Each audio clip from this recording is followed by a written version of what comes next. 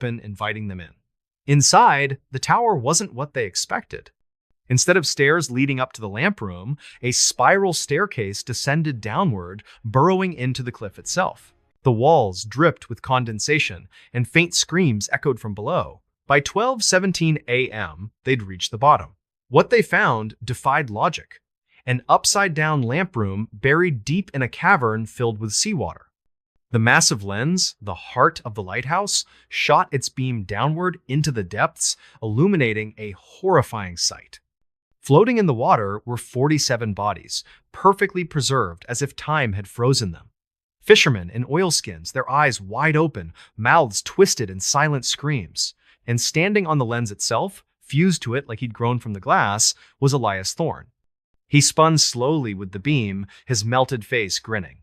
"The light needs eyes," he whispered, his voice carrying over the water like a foghorn. "The sea needs voices." Finn was the first to crack. His eyes clouded over, turning milky white, and salt water began pouring from his ears like tears. He stepped forward into the beam, his skin bubbling and dissolving, bones glowing from within as he melted into light. Shadows danced on the cavern walls, not random patterns, but silhouettes of sinking ships, masts breaking, men overboard.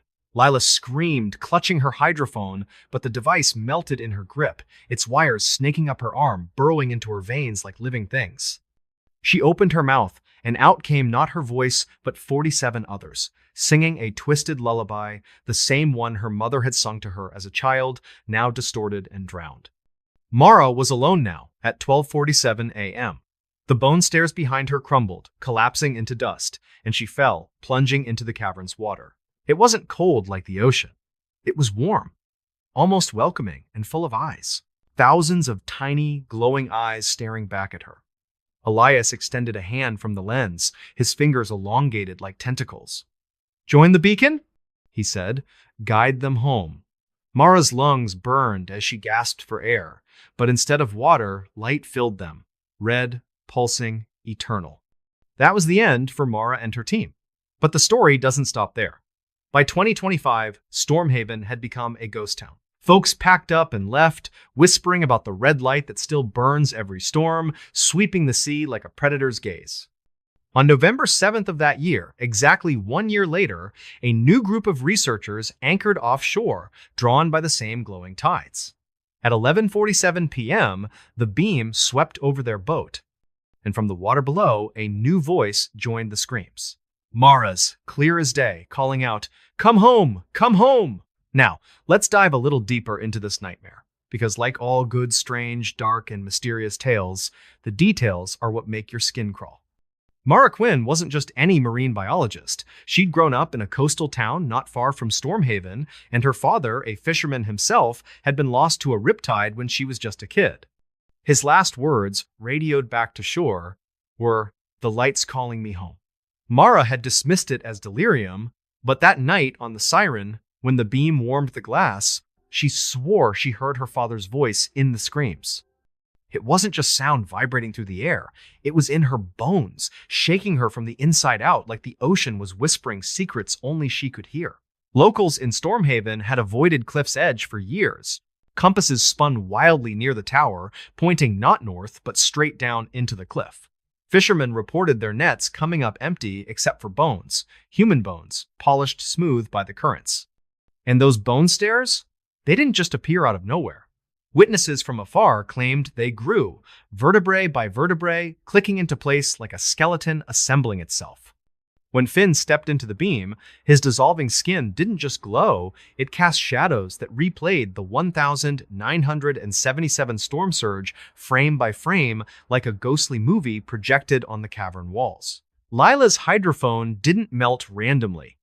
As the wires burrowed into her, they played not just screams, but her own childhood lullaby, "Rock-a-bye, baby," on the treetop, twisted into something monstrous, with waves crashing in the background. The cavern water wasn't mere liquid. It watched you, eyes blinking in the glow, following your every move. And for those new researchers in 2025, they didn't just hear Mara's voice, they felt her breath in the fog, cold and insistent, wrapping around their necks like invisible hands. The light at Cliff's Edge waits patiently, its beam eternal, unblinking. If you're ever out on the Maine coast and hear a foghorn that sounds too much like a scream, or see a red glow cutting through the mist, turn back. Swim away. Run if you have to. Because some keepers never die, they just evolve, becoming part of the beacon itself. And some lighthouses aren't there to save ships, they're there to sink them, one soul at a time. This story, folks, is a reminder that the sea holds more mysteries than we can ever uncover. It's strange, it's dark, and it's mysterious as hell. If it gave you chills, hit that like button, subscribe for more tales like this, and remember, always respect the ocean. Because sometimes the truth out there is scarier than any fiction. Stay safe out there. Word count, approximately 2,500. Character count, 14,200. Wait, hold on, I need to expand more to hit 20,000 characters. Let's add deeper backstory and more atmospheric details. To really understand the dread of Cliff's Edge, we have to go back even further. The lighthouse wasn't built on virgin land. In the late 1800s, before the tower went up, that cliff was a sacred site for the local Passamaquoddy tribe. They called it the Mouth of the Deep, a place where the veil between the living world and the spirit realm was thin. Legend spoke of a sea spirit, a guardian of lost souls, that demanded tributes from those who dared the waters. Fishermen would leave offerings, carved bones, shells, even drops of blood, to appease it. But when the government built the lighthouse in 1904, they dynamited the sacred rocks, disturbing whatever slumbered below. Elias Thorne, the first keeper after the incident, wrote in his log about strange occurrences from day one. Whispers in the wind, shadows moving against the light, and dreams of drowning men calling his name. By the 1,970 seconds, Elias had become obsessed. His journals, recovered by the Coast Guard, detailed visions of the 47 fishermen not as victims, but as volunteers for the light. He believed the beam wasn't just a warning, it was a summons, pulling souls to feed the sea spirit. On that storm night in 1977, Elias didn't vanish. He merged with the tower. Witnesses from nearby boats claimed they saw the beam bend, wrapping around the fishermen's vessels like tentacles, dragging them under while Elias's silhouette grew larger, absorbing the light. Mara's team wasn't the first to investigate post-1977. In the 1,980 seconds, a paranormal group tried, but their tapes captured only static and screams. One member jumped from the cliff, muttering about eyes in the water. In the 1,990 seconds, a developer wanted to turn it into a tourist attraction. His crew found bone fragments embedded in the granite, forming patterns like runes. They quit after tools started moving on their own. When Mara arrived, she brought scientific skepticism, but the ocean had other plans. The glowing tides? Not plankton. Analysis from her samples before everything went south showed traces of human DNA mixed with luminescent compounds unknown to science, as if the sea was bleeding light from the dead. The hydrophone recordings? Experts who listened later reported nightmares for weeks, hearing their own loved ones' voices woven in. Finn's backstory adds another layer. He was a former Navy SEAL, haunted by a dive gone wrong where he lost his partner to a cave collapse. That night, as his skin dissolved, the shadows on the wall showed not just old ships, but his partner's face, beckoning him deeper. Lila, an orphan raised by the sea, felt the wires as a twisted homecoming, her lullaby, a siren song pulling her back. And Mara? Her fall into the cavern was no accident. As the light filled her lungs, she saw visions. Her father, Elias, the 47, all part of a chain guiding the lost. Now, in 2025, Stormhaven's abandonment is total. Houses stand empty, boats rot in harbors, and the cliff erodes faster than natural, as if the sea is claiming more land. If you visit Maine, avoid Stormhaven. The light still burns, the screams still call. Strange, dark, mysterious, and all too real. The endless night at the shuttered amusement park. The last ticket stub for Lakeside Fun Park was sold on the 12th of September 1987. By September 13, the gates were chained, the carousel horses draped in canvas, and the marquee lights shot out by bored teenagers with 22 seconds. The place sat on the north shore of Lake Hopatcong, New Jersey, 43 acres of rust and regret. Everyone said it was the insurance rates that killed it. Everyone was wrong. 23 years later, on a Friday the 13th in August 2010, Four college sophomores from Rutgers decided the abandoned park would make the perfect backdrop for their urban exploration YouTube channel. They called themselves Graveshift Crew. Jake J.T. Torres, the charismatic host, GoPro strapped to his chest like body armor. Maya Patel, sound tech, always recording, always listening. Derek Train O'Connell, the muscle, ex-lineman who could shoulder any fence. Lena Kim, the researcher, armed with a binder of clippings and a flashlight that doubled as a taser. They parked Jake's beat-up Civic on a dirt service road at 11:47 p.m. The moon was a clipped fingernail behind the clouds. No wind, just the low hum of cicadas and the smell of lake rot. The chain-link fence had a man-sized flap cut years ago. Someone had even taped a faded smiley face sticker to the jagged edge. Derek peeled it back. Maya's recorder caught the metallic shh of the links. Jake narrated in a whisper, "Gates open, folks. Looks like we're not the first ones to RSVP to this party." Lena clicked her headlamp to red mode, less visible from the road. "Security hasn't patrolled since '04, she said. "But the powers still live in the maintenance tunnels. Watch for tripwires." They slipped through.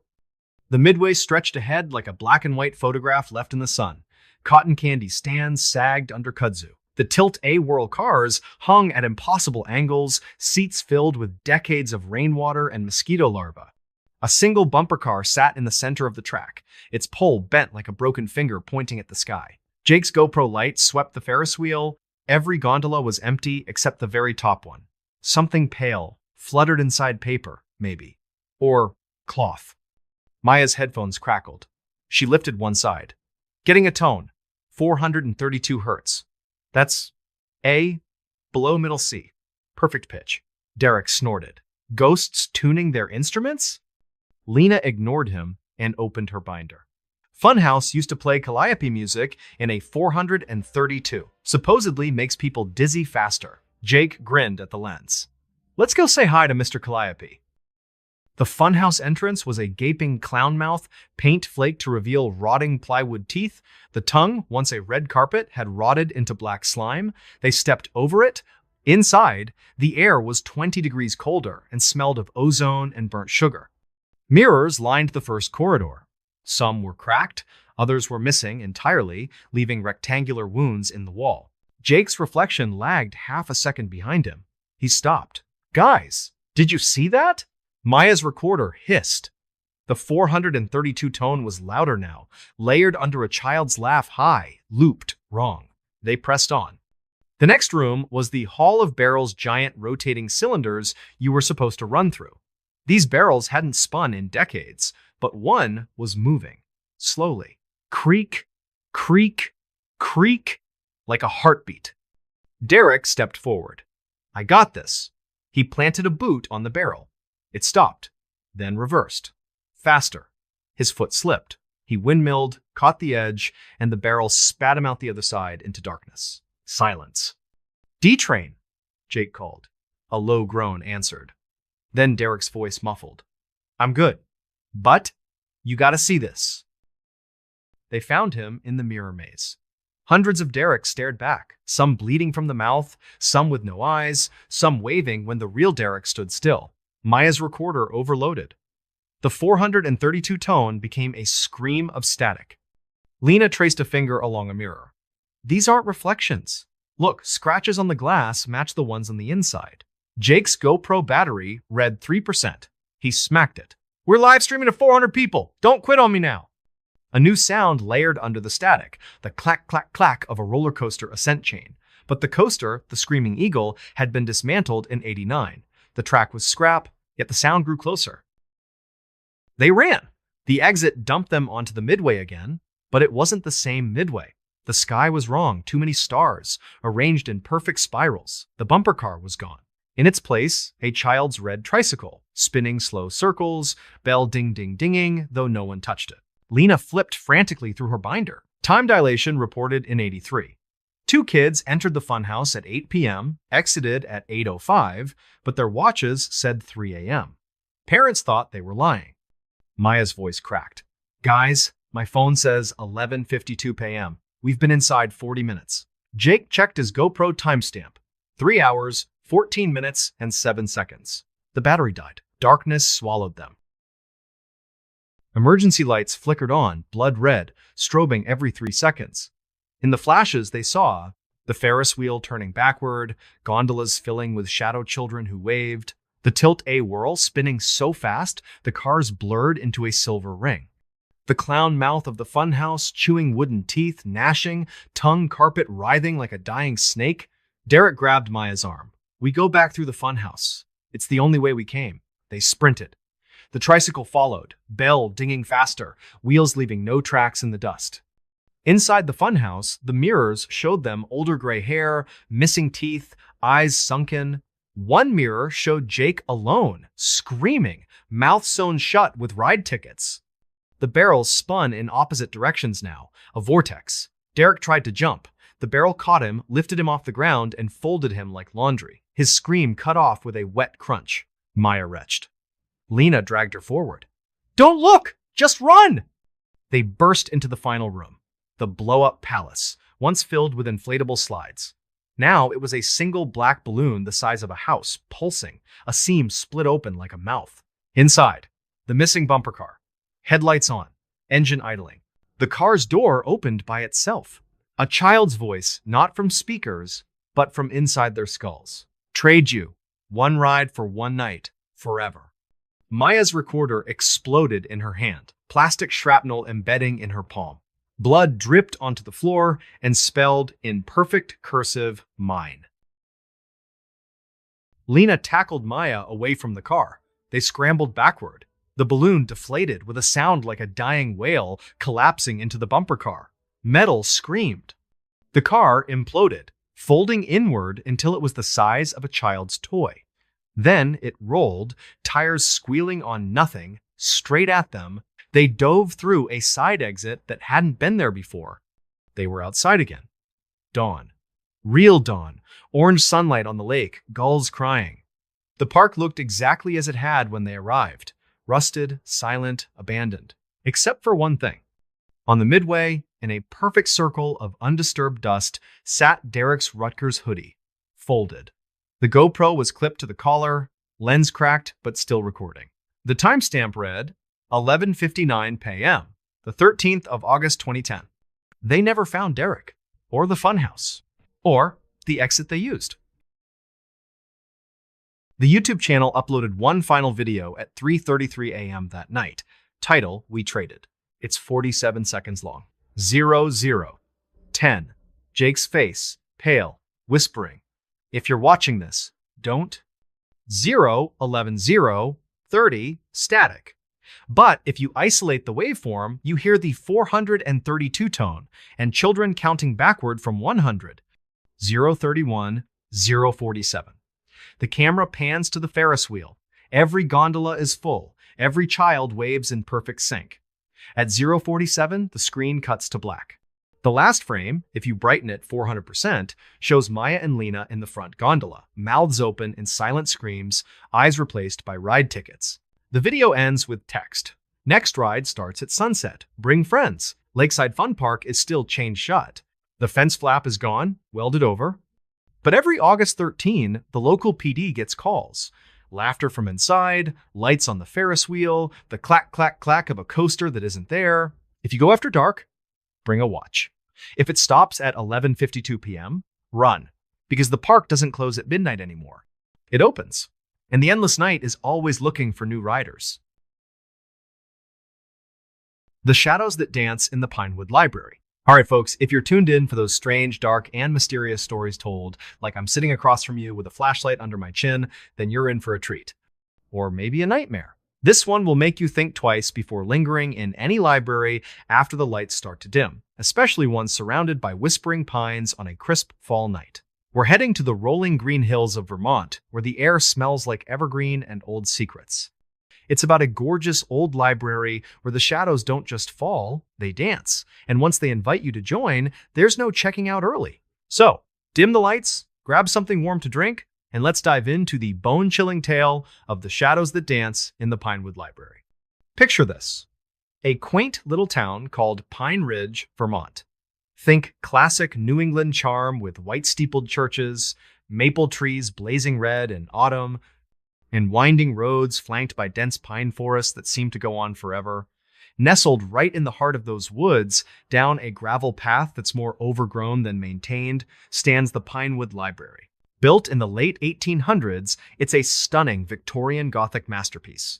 Towering mahogany bookshelves that reach 2 stories high, intricate stained glass windows depicting scenes from classic literature, a massive domed reading room with a circle of velvet armchairs around a central fireplace, and walls lined with thousands of leather-bound volumes.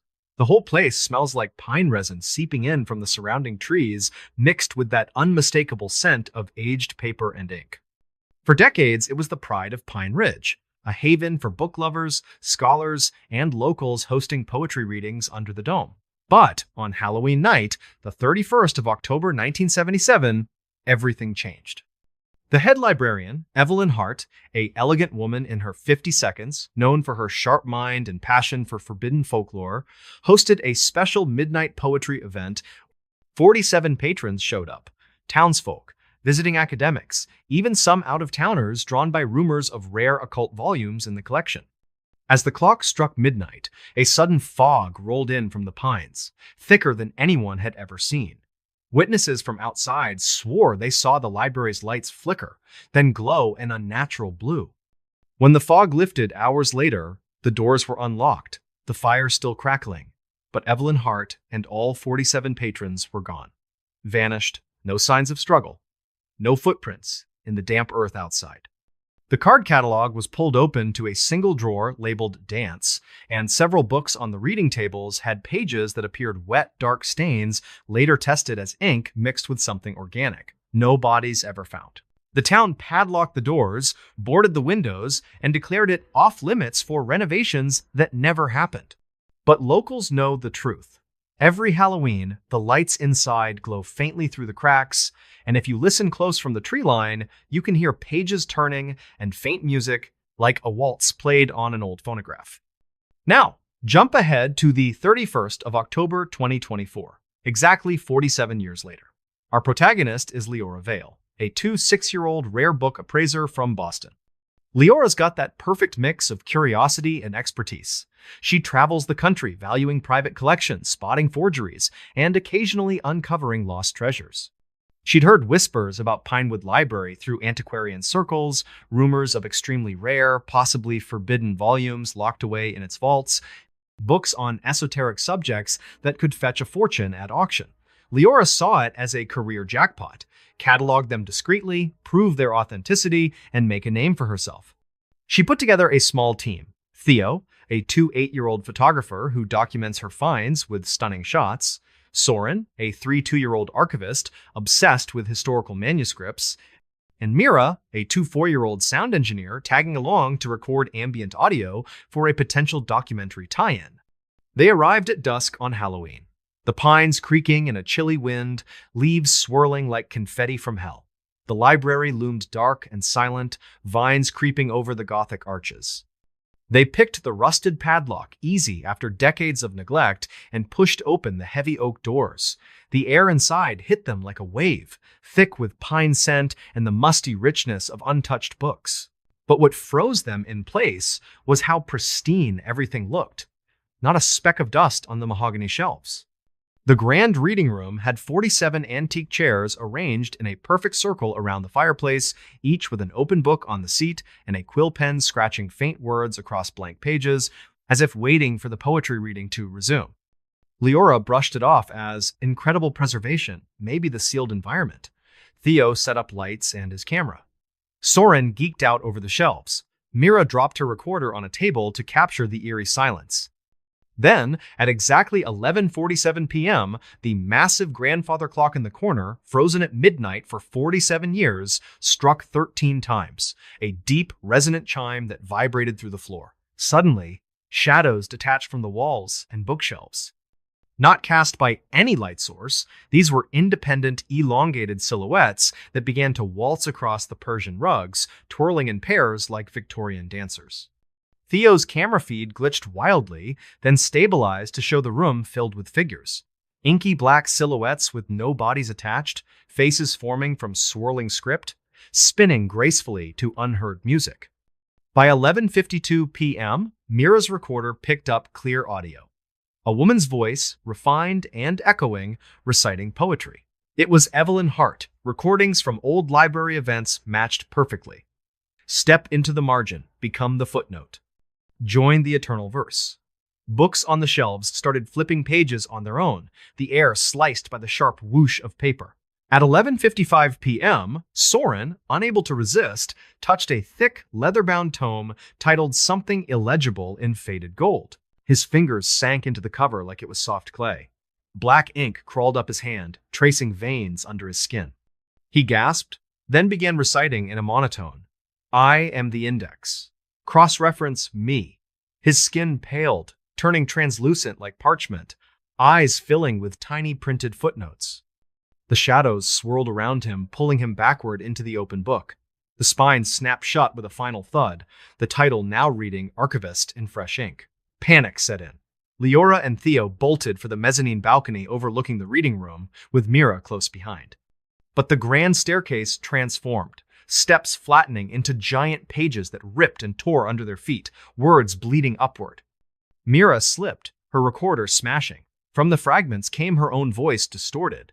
Record this ending. Shadows yanked her down, folding her into a speaker-shaped book on the floor. By November 1, 12:13 a.m., just after midnight, Leora and Theo barricaded in an upper archive room. There, in a locked drawer that popped open on its own, they found Evelyn Hart's personal journal. Leather cover warm to the touch, pages breathing faintly. Leora read aloud, voice trembling, "The library isn't built of stone and wood. It's a living story." In 1730, during colonial witch hunts, 47 accused women sought refuge here on unconsecrated ground. The townsfolk bound them into the foundation, pages soaked in pine sap for preservation and their blood for ink. The shadows are their essence, dancing eternally. Every 47 years on All Hallows Eve, the story needs new chapters, a new librarian to author the tale. I tried to close the book in 1977. Instead, it wrote me in. At 12:17 a.m., Theo's shadow peeled away from his body. It danced independently, growing longer, pulling at him like taffy. His arms dissolved into inky tendrils, legs folding like margins. He whispered, almost peacefully, "The rhythm. It's perfect." His remaining form crumpled into a new volume on the shelf, spine labeled Photographer, pages flashing phantom images like old negatives. By 12:34 a.m., Leora was alone. The shadows formed a perfect circle below, chanting in tiny footnote script that crawled across the floor and up the walls. From a book on the table shaped like a speaker, Mira's voice echoed, "Your story needs a proper ending." A quill pen on the desk lifted, hovering, then pressed against Leora's skin, writing directly on her arm. Chapter 48, The Appraiser. At 12:47 a.m., the clock struck 47 times, each chime a layered whisper. Leora felt her body lighten, her feet leaving the ground as shadows lifted her into a waltz. She spun downward, merging with them, her form dissolving into swirling pages that bound themselves into the card catalog with a satisfied sigh. Come 2025, Pine Ridge is quieter. Folks avoid the woods, saying the pines whisper verses at night. But every Halloween, the library glows softly. On the 31st of October 2025, at 11:47 p.m., a new team of appraisers arrives, flashlights cutting the dark, excited about those rumored rare books. The doors creak open invitingly. The card catalog drawer slides out on its own, and from the shadows, Leora's voice, elegant, welcoming, calls. Check out your story. We have all night. Let's dive deeper, because the real terror lives in those lingering details that keep you up at night. Leora Vale wasn't just chasing books for money. Years ago, her fiancé, a fellow appraiser, died mysteriously after handling a cursed volume from a private collection. His last journal entry mirrored Evelyn's, marginal notes about shadows inviting him to dance. That night in Pinewood, the shadows didn't just waltz. They replayed her marginalia from old books, annotations in her handwriting appearing on walls, reminding her of every regret. Locals had steered clear for generations. They claimed books sometimes flew out broken windows at night, pages scattering like birds, compasses failed near the pines, needles spinning toward the library. Hikers reported hearing waltzes on windless evenings. The quills weren't ordinary. They bled pine sap mixed with dark fluid, writing prophecies that came true. Soren's parchment skin didn't change instantly. Footnotes of his life story printed across it, indexing every secret and scream. Theo's book didn't just close. It emitted faint flashbulb pops, like capturing final moments. Previous intruders met similar fates. In the 1,980 seconds, urban explorers left with ink stains that formed words days later. In the 2000s, a paranormal team recorded EVPs of poetry that drove one member to obsessively write until his fingers bled. The journal breathed because it was alive, pages turning to follow your eyes. For those new appraisers in 2025, they don't just hear Leora's voice, they feel her quill tracing words on their skin through their clothes, a gentle but insistent pen stroke on their pulse.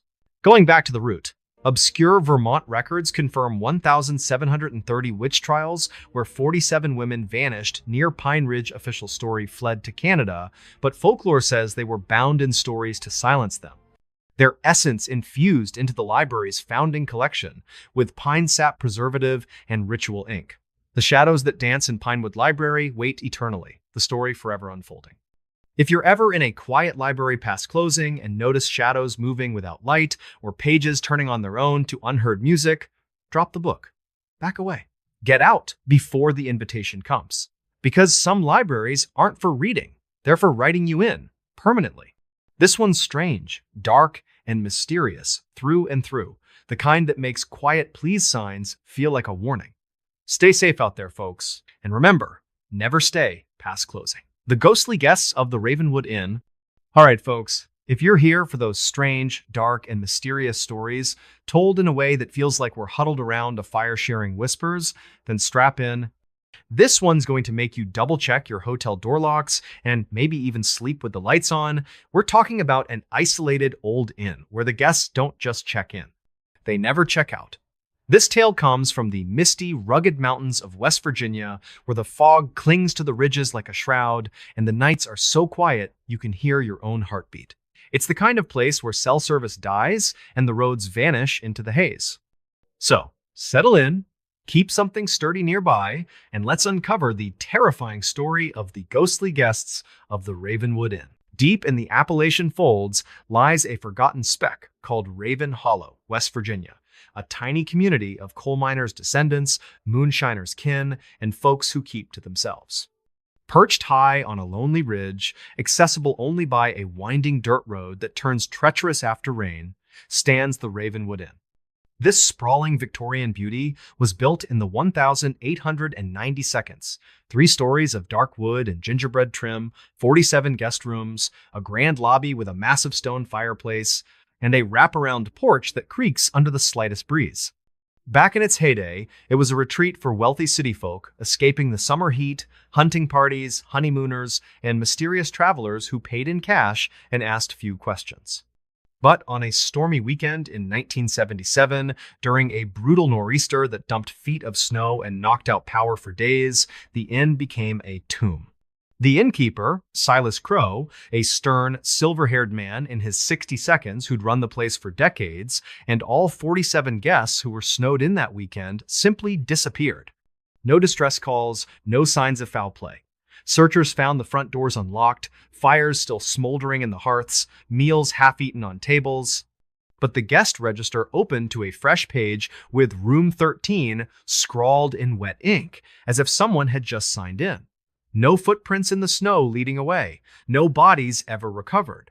The state investigated, ruled it an unsolved mass disappearance, maybe carbon monoxide poisoning causing mass delusion and wandering into the storm, but locals whispered darker things. They condemned the building, chained the gates, and left it to rot. Yet every full moon, that single porch light flickers on, glowing through the fog like a lure. Fast forward to the 27th of September 2024, a crisp harvest moon night. Enter Alara Finch, a 30-year-old travel vlogger with a thriving channel dedicated to haunted stays and abandoned explorations. Alara's got that adventurous spark, fearless on camera, always chasing the next viral thrill. She'd stumbled across a glitchy old website for Ravenwood Inn that shouldn't exist anymore, one of those archived relics from the early internet. Out of nowhere, a Book Now button popped up, and after clicking it, half joking, she got a confirmation email. Room 13 reserved. Key will be waiting. She rallied her crew. Jude, her 3 2-year-old cameraman and longtime collaborator, Nova, a 2 8-year-old paranormal tech whiz loaded with EMF readers, spirit boxes, and thermal camps, and Rafe, a burly 3 5-year-old driver who'd navigated backroads for them before. Their van crested the ridge at dusk, fog rolling in thick as soup, swallowing the headlights. No cell bars, GPS glitching out. The inn materialized like a ghost itself, windows dark except for that one glowing porch light. And there, in the front door, a single brass key dangling from the lock as promised. They pushed inside, and the lobby was waiting. Gas lamps flickered to life on their own, casting warm shadows over velvet settees and a massive oak front desk. On the wall behind, 47 antique keys hanging neatly on brass hooks, tags swaying gently. The brass service bell on the desk dinged softly by itself like a polite greeting. The air smelled of old wood smoke and faint lavender. "This is gold," Alara whispered, grinning for the camera. Jude started rolling footage, Nova set up gear, Rafe hung back, uneasy. At exactly 11:47 p.m., the oversized guest register on the desk flipped open with a thud. Pages rustled, and fresh ink appeared. Alara Finch, room 13. Then below, the names of Jude, Nova, and Rafe, assigning them rooms too. Jude's camera feed distorted static, then clearing to show the lobby filled with translucent figures in Victorian attire. Men in tailcoats, women in bustled gowns, faces pale and waxy, melting at the edges like candles, milling about as if arriving for a weekend stay. By 11:52 p.m., Nova's EMF reader went haywire, spiking off the charts. The key for room 13 lifted off its hook, floating across the lobby into Alara's outstretched hand, ice cold, like it'd been buried in frost. The old manual elevator cage at the end of the hall creaked open invitingly, brass gates gleaming. At 11:55 p.m., Rafe, trying to play it cool, tapped the service bell for a joke. "Anyone home?" Big mistake. His fingers stuck fast, fusing to the brass as it spread up his arms like liquid metal. He yanked in panic, but the bell rang out deep and resonant, 47 overlapping voices echoing, "Welcome to your eternal stay." His body softened, melting downward into the desk itself, reforming as the bell, now larger, with faint features of his face etched in the metal. Alara, Jude, and Nova bolted upstairs, hearts pounding. But the corridor was wrong, endlessly long, doors on both sides all numbered 13, 13, 13. They burst into the nearest room 13, a lavish suite with a massive 4-poster bed, heavy drapes, and a huge gilded mirror over the vanity. The mirror didn't reflect them. It showed 47 ghostly guests waltzing slowly in the room behind them.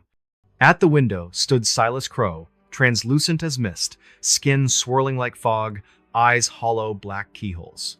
He turned, smiling thinly. "Your stay is permanent. No early checkout." By 12:17 a.m., Jude stared too long into the mirror. His reflection grinned independently, stepping out, camera lens for eyes, filming him in reverse. Jude's real body slumped, lifeless, empty husk, while the reflection took his place, turning the lens on Alara. Nova's gear overloaded next, her EMF device melting, wires snaking up her arms, burrowing into skin. Static crackled from her mouth. Signal. Forever. Her body flickered like bad reception, skin turning to television snow, broadcasting faint screams on an endless loop. At 12:34 a.m., Alara was alone. The register, somehow now in the room, wrote itself again. Guest 48, Alara Finch, eternal stay. The mirror guest extended hands, pulling her reflection toward the glass. Her phone, somehow getting a phantom signal, live-streamed from inside the mirror. Alara smiling vacantly, saying to her viewers, "Best day ever, 5 stars." By 12:47 a.m., the porch light outside dimmed to nothing. Alara's body folded unnaturally, dissolving into the open register pages, ink swirling to complete her entry. Room 13's door locked from the outside with a final click. In 2025, Raven Hollow has faded further, homes boarded up, roads overgrown. But every harvest full moon, the inn's porch light glows invitingly. On the 27th of September 2025, at 11:47 p.m., a new crew of vloggers crests the ridge, drawn by that same impossible book now ad. The key waits in the door, the register flips open, and from the shadows behind the desk, Alara's voice, warm, hospitable, calls out, "Room 13 is ready for you. Welcome home." Now, let's sink deeper into the nightmare, because the chills come from those details that burrow under your skin. Alara wasn't chasing ghosts randomly. She'd stayed in exactly 47 haunted hotels before this, documenting each for her channel, almost like she was building towards something. That floating key didn't just chill her palm, it whispered her childhood home address, a place she'd never shared online. Locals had long shunned the ridge, cars mysteriously stalling at the gate, radios picking up old-timey waltzes. Hikers found luggage washed up in ravines, tags from 1,977 guests.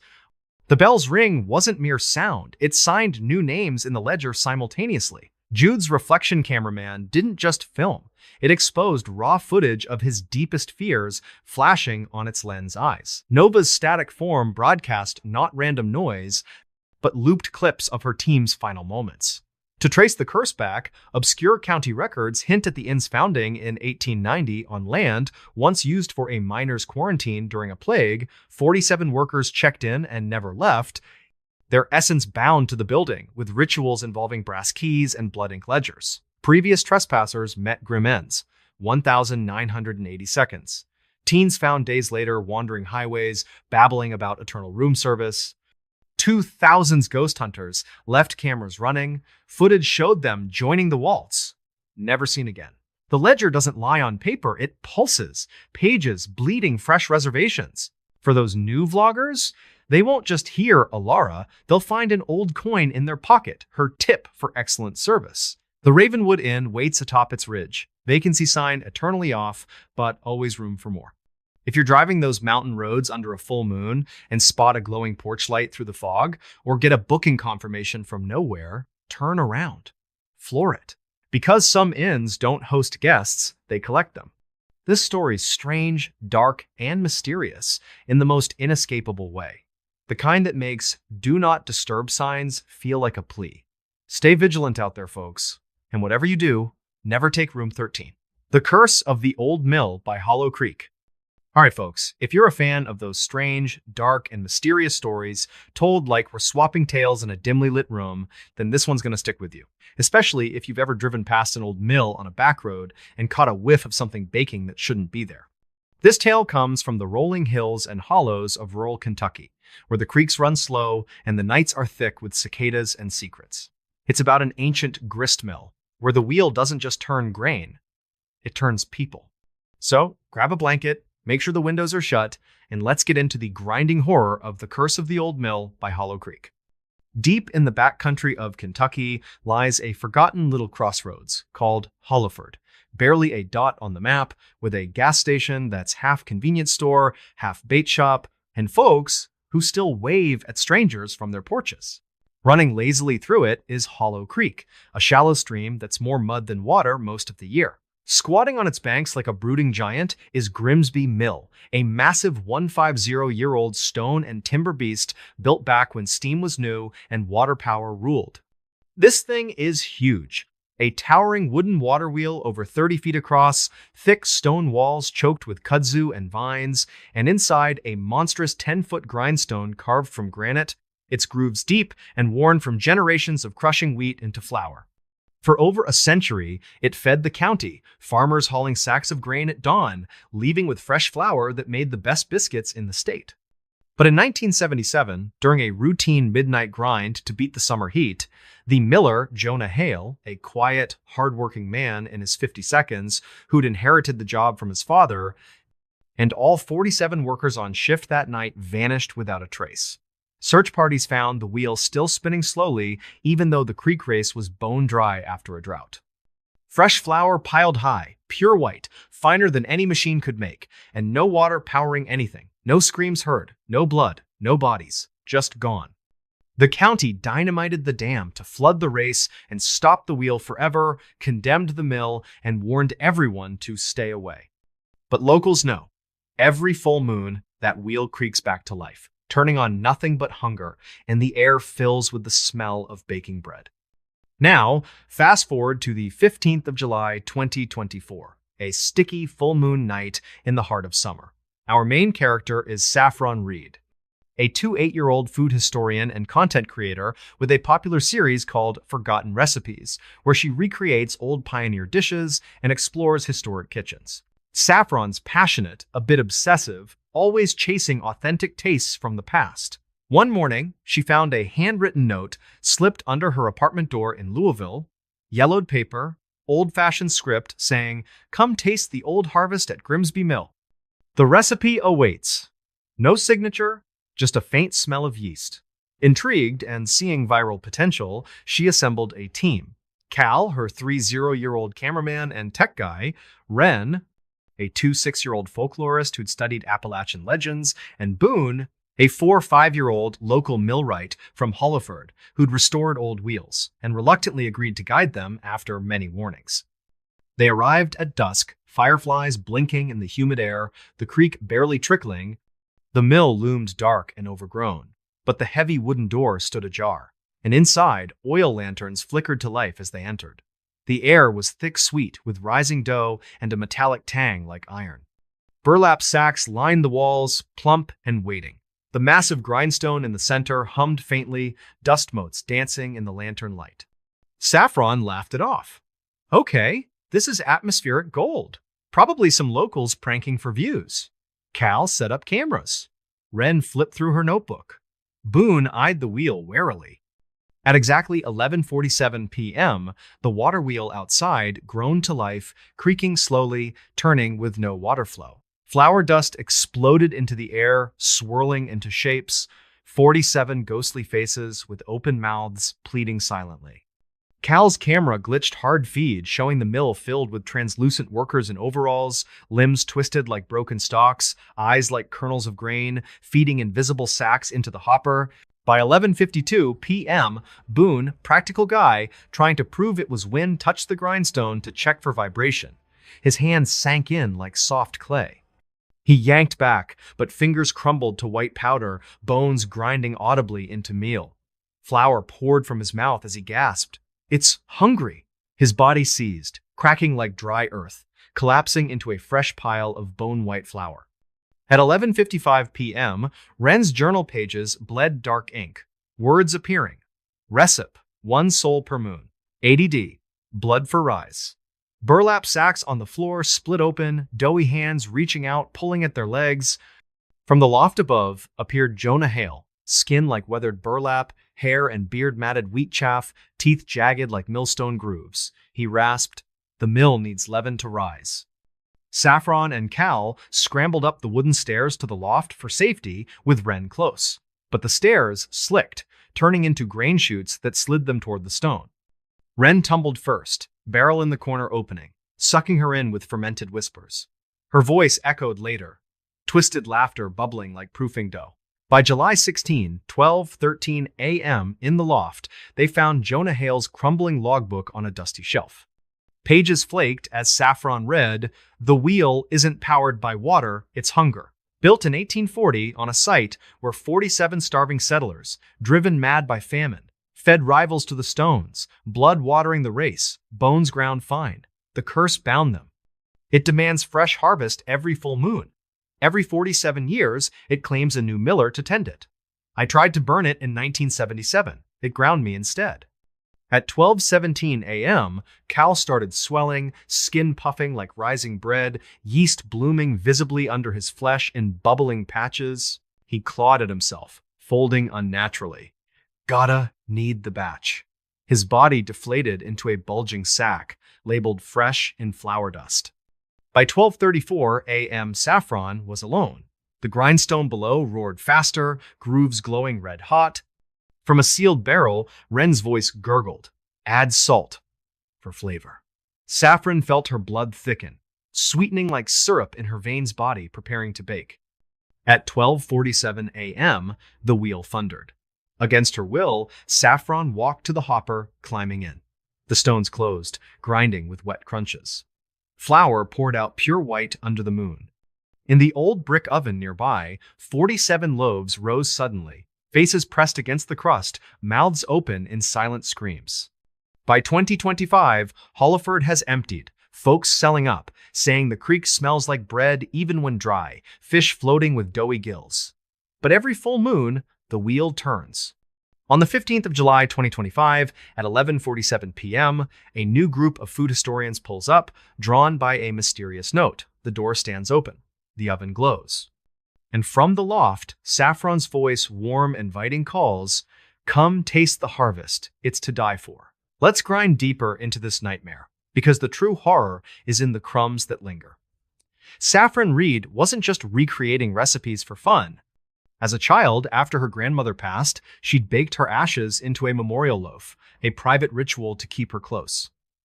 That night, the swirling flour dust didn't just form faces. It whispered her grandmother's old biscuit recipe, remembering every ingredient, including the forbidden one. Locals had avoided Hollow Creek for decades, claiming deer wandered in and came out as clean bones, or that fresh bread appeared on doorsteps, warm but tasting of iron. The stone's grooves didn't just crush, they hummed old lullabies in cracking tones. Cal's rising flesh proofed slowly, his screams muffled as dough sealed his mouth. Wren's barrel fermented her alive, her folktales bubbling out as garbled yeast burps. Historical digs that Wren had started before uncovered 1,840 settler journals hinting at cannibalism during a harsh winter. 47 disappeared, fed to the new mill to bless the in places harvest. Previous visitors fared no better. 1,980 seconds kids dared inside, found days later as flower piles. 2,000 urban explorers left GoPros running. Footage showed them kneading themselves into sacks.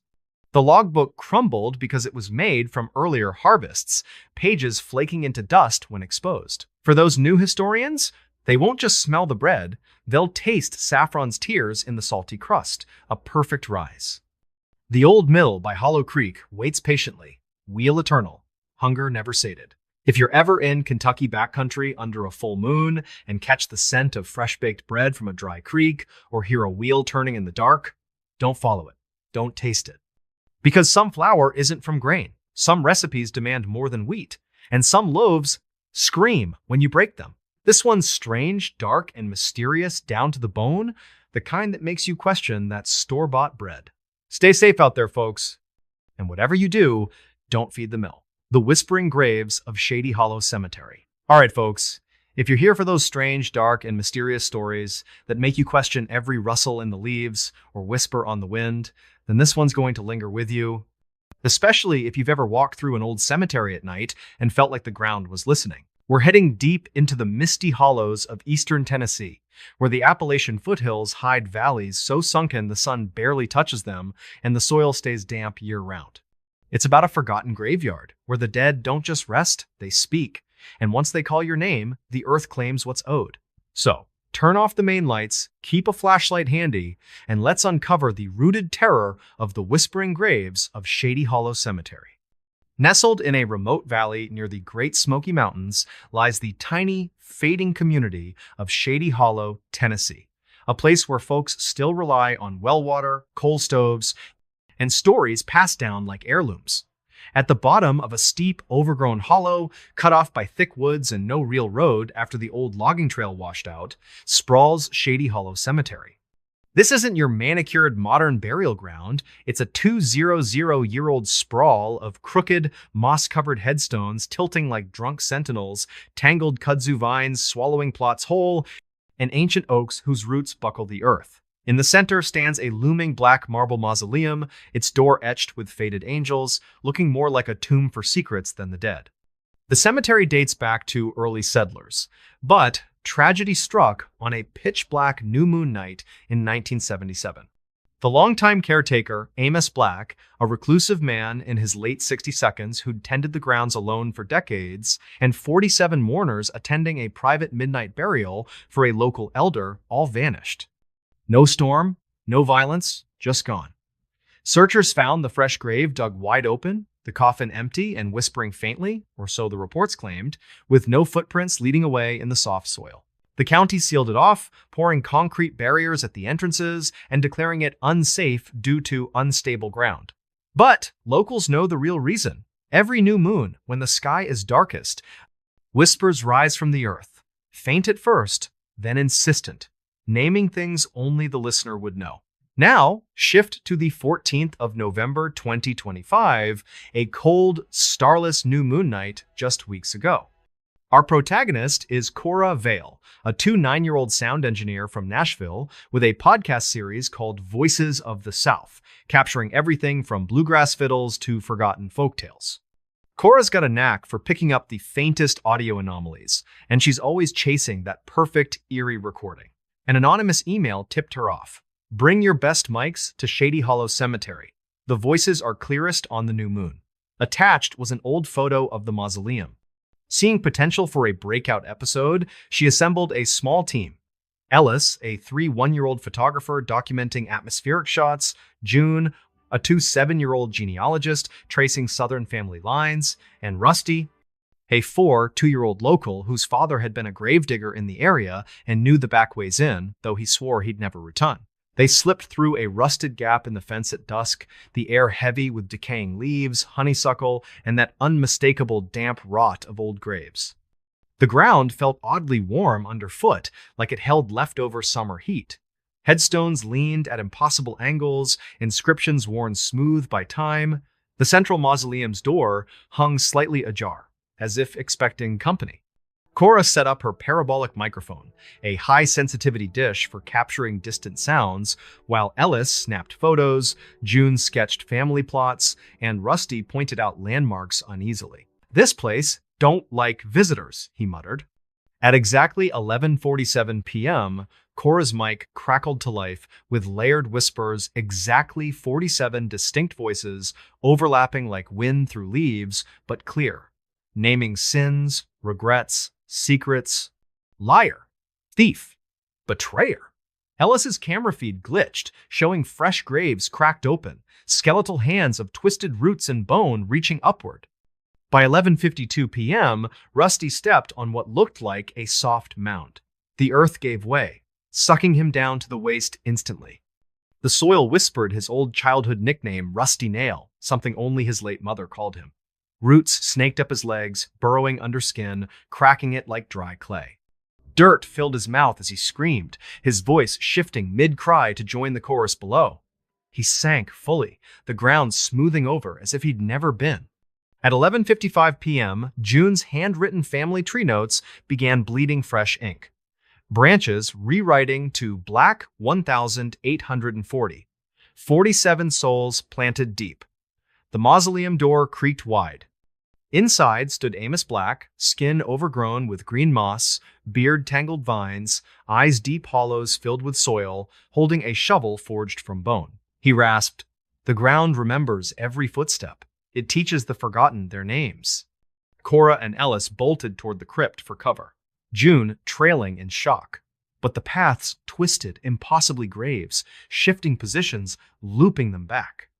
June stumbled into a fresh mound that opened like a mouth, her voice echoing up later, twisted, singing a reversed childhood lullaby. By November 15, 12:13 a.m., just past midnight, huddled in the mausoleum, they found Amos Black's leather-bound journal in a hidden coffin drawer, pages soft and composting at the edges. Cora read aloud, voice breaking, "This ain't just dirt, it's memory, seated deep." In 1840, during hard times on a plantation nearby, 47 enslaved people were buried alive here to hide a failed escape. Their names erased from records, voices bound to the soil with rituals involving bloodroot and moonless nights. The earth absorbed them, whispering truths forever. Every new moon, it speaks louder. Every 47 years, it needs a new caretaker to tend the lessons. I tried to silence them in 1977. They spoke through me instead. At 12:17 a.m., Ellis clutched his ears as blood trickled out. The whispers crawled inside, naming his hidden secrets, things he'd buried deep. His shadow darkened, rooting to the floor. Leaves sprouted from his skin as his body wilted. He gasped, "I hear my mother calling." His face paled, sinking slowly into the earth, reforming as a new moss-covered headstone with his features faintly carved. By 12:34 a.m., Cora was alone. Graves circled the mausoleum, opening like flowers in the dark, 47 voices chanting her full name in unison. From a fresh mound rose June's voice. "Your ancestors planted us, Cora Vale. Now it's time to grow." Cora's feet tingled, then rooted, toes twisting into pale tubers, anchoring her as the soil pulled. At 12:47 a.m., the ground exhaled a warm breath. Cora sank fully, mouth filling with rich earth, her final scream merging into the chorus. A new headstone pushed upward. Cora Vale, Eternal Keeper. As of late 2025, Shady Hollow feels emptier, folks moving away, claiming the hollow echoes with voices at night. But every new moon, the whispers rise stronger. And just last month, on the 12th of December 2025, at 11:47 p.m., a new team of podcasters and researchers slipped through the fence, mics ready for those legendary sounds. The soil parted invitingly, and from deep below, Cora's voice, calm, almost welcoming, whispered, "Listen close. We have stories to tell." Let's root even deeper into this chilling tale, because the real dread sprouts from the details you can't unhear. Cora Vale wasn't just recording ambient sounds for fun. Years earlier, she'd captured her dying father's final breath on tape, a private memento she played when missing him. That night, the whispers didn't just accuse, they replayed her childhood white lies in her own young voice, mixed with her father's last words, twisting guilt into something alive. Locals had shunned the hollow for generations, grass growing in unnatural perfect circles over certain plots, or deer found half-buried as if the earth pulled them in mid-graze. The roots burrowing into Rusty recited entries from his secret boyhood diary, things he'd burned long ago. Ellis's emerging headstone didn't just form, his eyes blinked once in the stone before going still. June's mound voice fermented her genealogical knowledge, singing reversed family songs that revealed hidden bloodlines. Obscure historical records that June had pieced together before vanishing confirmed the 1,840 atrocity. Plantation ledgers listing 47 lost workers, buried hastily in unconsecrated ground to cover an uprising. Past intruders met similar fates. 1,980 seconds ghost hunters left tape recorders overnight. Playback filled with personal confessions they swore they'd never spoken aloud. 2,000 hikers found paths that looped until exhaustion set in, waking miles away with dirt under nails. The journal composted because it was written on pages infused with grave soil, turning back to earth when exposed too long. For those recent recorders, they won't just hear Cora. They'll feel warm breath from the soil against their ears, carrying their own unspoken truths. Shady Hollow Cemetery waits in its sunken valley, memory eternal and hungry. If you're ever in the Tennessee mountains on a new moon night and hear faint whispers rising from the ground naming something only you know, or feel the soil unusually warm underfoot, don't stop. Don't listen. Run. Because some graves don't hold the dead, they grow them. Some secrets take root when whispered, and some caretakers never leave their plot. This one's strange, dark, and mysterious all the way down, the kind that makes you avoid walking on grass after dark. Stay safe out there, folks. And whatever you do, don't answer when the ground calls your name. The Pantom Hitchiker of Route 13. All right, folks, if you're ready for those strange, dark, and mysterious stories that make you grip the steering wheel a little tighter on long night drives, then this one's going to have you checking your rearview mirror every few seconds. We're talking about a desolate stretch of highway out in the vast Nevada desert, where the stars are endless, the silence is deafening, and sometimes a hitchhiker appears who should have stayed buried. This tale will make you think twice about pulling over for anyone or anything on a lonely road. So, dim your dashboard lights, roll up the windows, and let's hit the blacktop for the eerie legend of the Pantom Hitchiker of Route 13. Out in the remote basins of central Nevada, there's a forgotten two-lane highway officially known as State Route 13, a straight-shot scar of asphalt cutting through hundreds of miles of sagebrush, dry washes, and nothing else. No towns for over 100 miles, no cell service, no rest stops, just endless desert under a sky so clear you can see the Milky Way like a river of light. Truckers and travelers call it the long haul, or worse, the vanishing stretch, because GPS glitches here, radios pick up static from nowhere, and some folks swear the mile markers don't always add up right. The legend traces back to a brutal sandstorm in 1977. A convoy of 47 big rigs, independent truckers hauling everything from produce to machinery, was caught in a free kaboob that rolled in without warning, turning day to night with walls of dust. The lead driver was a woman named Lena Voss, tough as nails, known for running tight schedules. CB radios crackled with confusion as visibility dropped to zero. Then, silence. When the storm cleared, the entire convoy was gone. No wreckage scattered, no tire tracks veering off, just mile marker 13 twisted and half melted like it'd been exposed to intense heat. The state investigated, blamed a mass hallucination from dust and exhaustion leading them off-road, but no traces were ever found. They rerouted traffic and let Route 13 fade from most maps. But truckers know. On certain nights, faint headlights appear in the distance, and the CB whispers invitations to join. Enter Jax Harlan, a 32-year-old long-haul trucker from Reno, pulling a late-night run from Las Vegas to Salt Lake City in early 2025, let's say February 13. A frigid, moonless night with frost on the windshield. Jax was no stranger to lonely roads. He'd been driving semis for a decade, hauling freight to pay off debts from a rough patch. His rig was an older Kenworth, reliable but creaky, loaded with electronics pallets. Coffee gone cold, energy drinks kicking in, radio scanning empty channels until static broke with a faint voice. Thumb out at mile 13, need a lift north.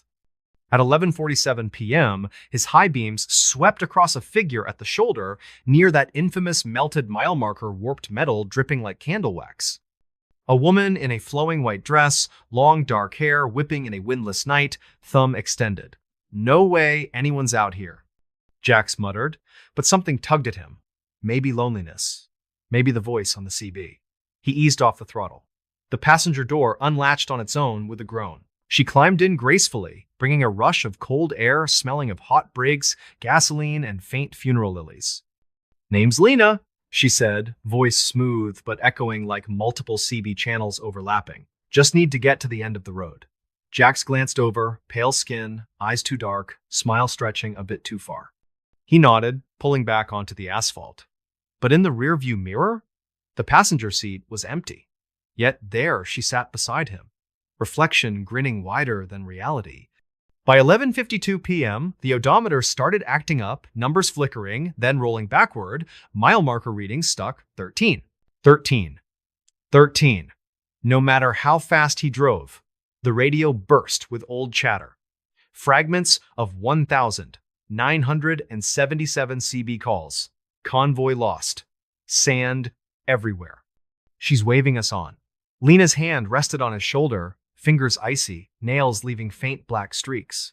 At 11:55 p.m., a sandstorm materialized out of clear skies, no wind outside, but dust blasting the windshield like buckshot.